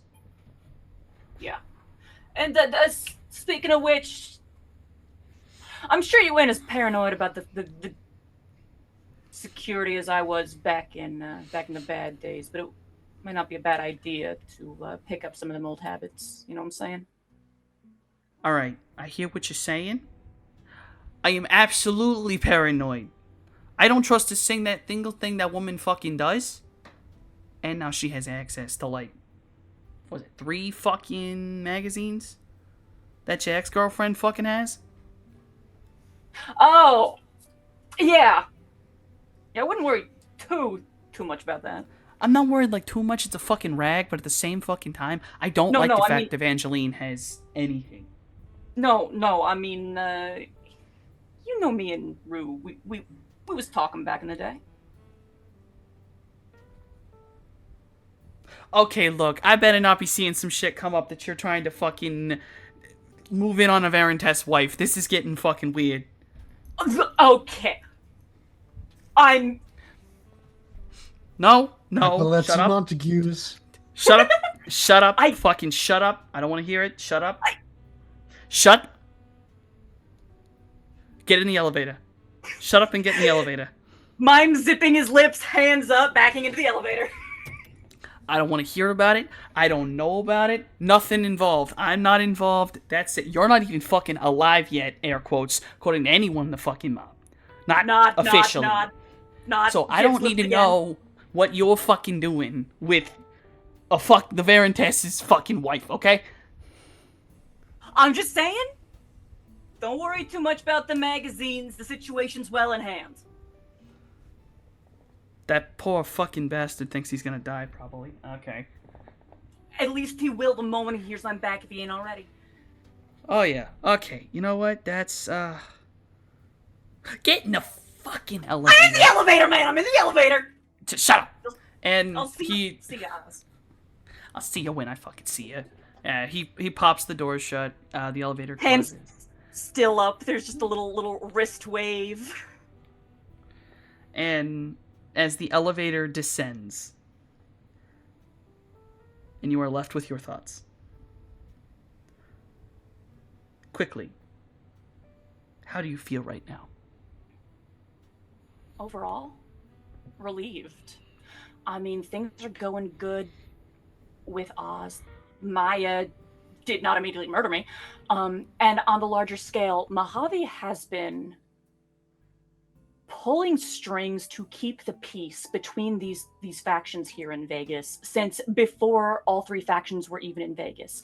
He was finagling to make this meeting turn out right before he even went to talk to Oz. He was actively taking steps and making plans to make sure the city did not go to war with itself. And there were some moments where he was stressed, some moments where it was uncertain if the Loki-san internal politicking would destabilize things to the point of spiraling out to more chaos. But now, the Dons, all three of them, seem reasonable. We all seem to have, at least for the moment, similar goals. Talks are in progress, and he has not forgotten that meeting he had with Slep and the words that were exchanged back then. And especially now that he has been given permission to bring Scales into the fold and talk straight about what it means to be part of the family and what the expectations are so that we can truly all be on the same page. There's a lot to be scared of, a lot to be nervous about. We don't know exactly what Evangeline has planned or what she's doing or what on earth is going on back in LA. But one thing at a time. And that one thing right now, we are cautiously optimistic. We will bring our episode to a close on the notion of cautious optimism. Thank you all for playing, and thank you all for watching this episode. Oh my goodness. Okay. Lordy. So, oh dear. We are gonna go in order of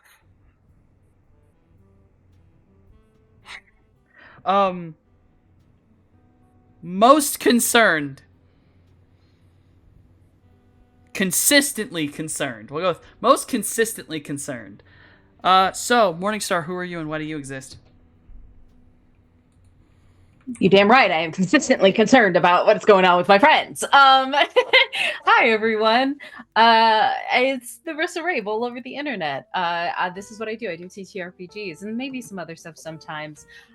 You can find me all over the internet as the Rissa Rave, both here at Table of Horrors for Shadowrun, but also for Line Up Gaming, where I am both player and storyteller. Check out our YouTube channel where you can see our previous things, because there are things coming very soon to grace your eyes with some people that you may be familiar with from over here.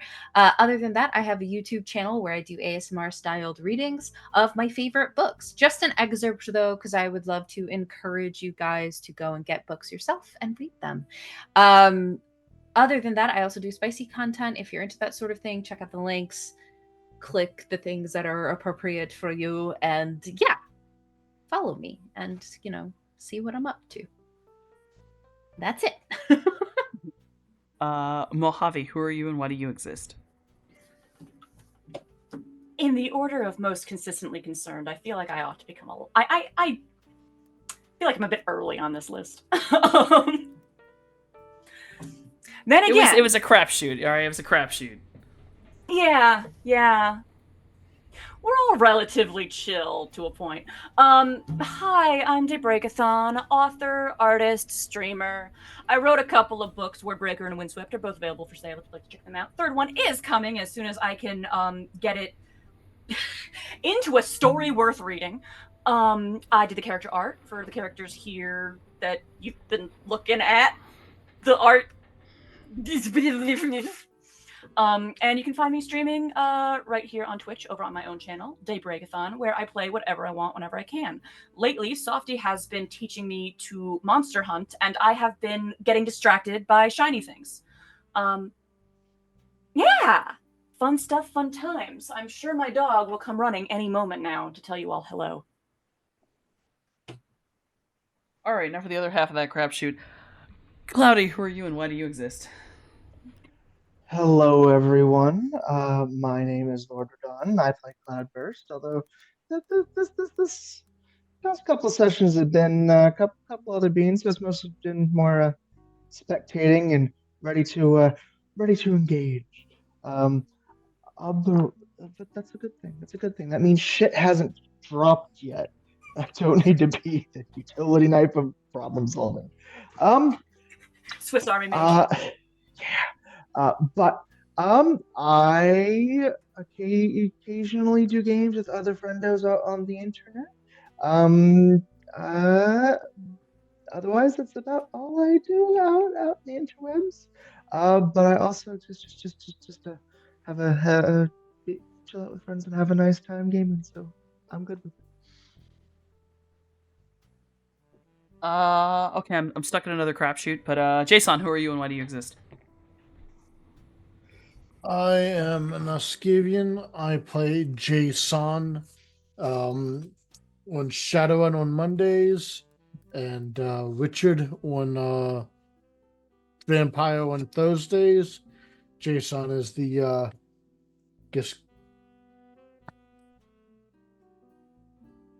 engineer, mechanic, Robotech guy.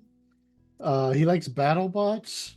I have friends who write books, such as our very own Daybreakathon, who has written Windswept and Wordbreaker. Read Wordbreaker, then Windswept. I have a friend who wrote Bloodlust of the Bloodletting series. A friend who wrote Obelisk the Long Dream, the Violet Star series. So check them out. I believe we have links to all of those books in the link tree. So, one who I don't think has ever been fucking concerned. Shellhound, who are you and why do you exist? I exist because my parents did the Christmas thing. Other than that, I hang out here with my friends whenever they deign to invite me to tabletop things. That's it. I don't do much else. Oh lord. Alright, and then ending up on my dumb ass. On my ass. So hi, I've been your Cosmic GM. I am Softonomicon. Obviously here, I do run the Flood here on Table of Horrors. I have some other games up on the YouTubes that have some familiar faces that are on indefinite hiatus, but I will get back to them, I swear. I'm finally getting back into it. As my brain slowly begins to function again. I have my own channel, where, as Day put it, I am dragging Day through the story of Monster Hunter Wilds, and slowly losing my mind as I lose Day to every shiny thing that exists. Everything is shiny. Kill me. I can't help it! I am who I am! I am also the person who did the overlay intro and such like that. Everything that's not the character art, I did that. And if you like all that shit that I did, and I'm very proud of it, I still called it shit, I have commission open. I can do thing for you. I make good stuff. Yep, that's words. I'll have it up eventually on the Blue Sky if my brain works eventually. I have a Patreon, though it's under construction, it still functions. I have a coloring book called The Periodic Table of Monsters. If you go to my Patreon, and $3 a month, you get coloring book pages. I finished another one finally. We're back in it, boys. I'm going to post it in a little bit. Which reminds me, I haven't sent it to you, Rissa. I'll remind myself to send that to you later. So, I put my links, Table of Horrors links in there, and we are going to go raiding on fuck it. Here we go. Alt Haven. They are playing. I hope I'm not crazy. I believe it's STA, Star Trek Adventures. At least it looked like Star Trek Adventures. So we're gonna go raiding on them. All happy times. Start that raid. There we go. I'm good. But we cannot go until... Who have I not picked? I don't trust you. I feel like that was aimed at me. I'm not gonna lie. You are correct, sir. Rodon is giving me a grin, and now I'm curious. Until Cloudburst says the line. The council has assembled. Be prepared. Oh, Lord.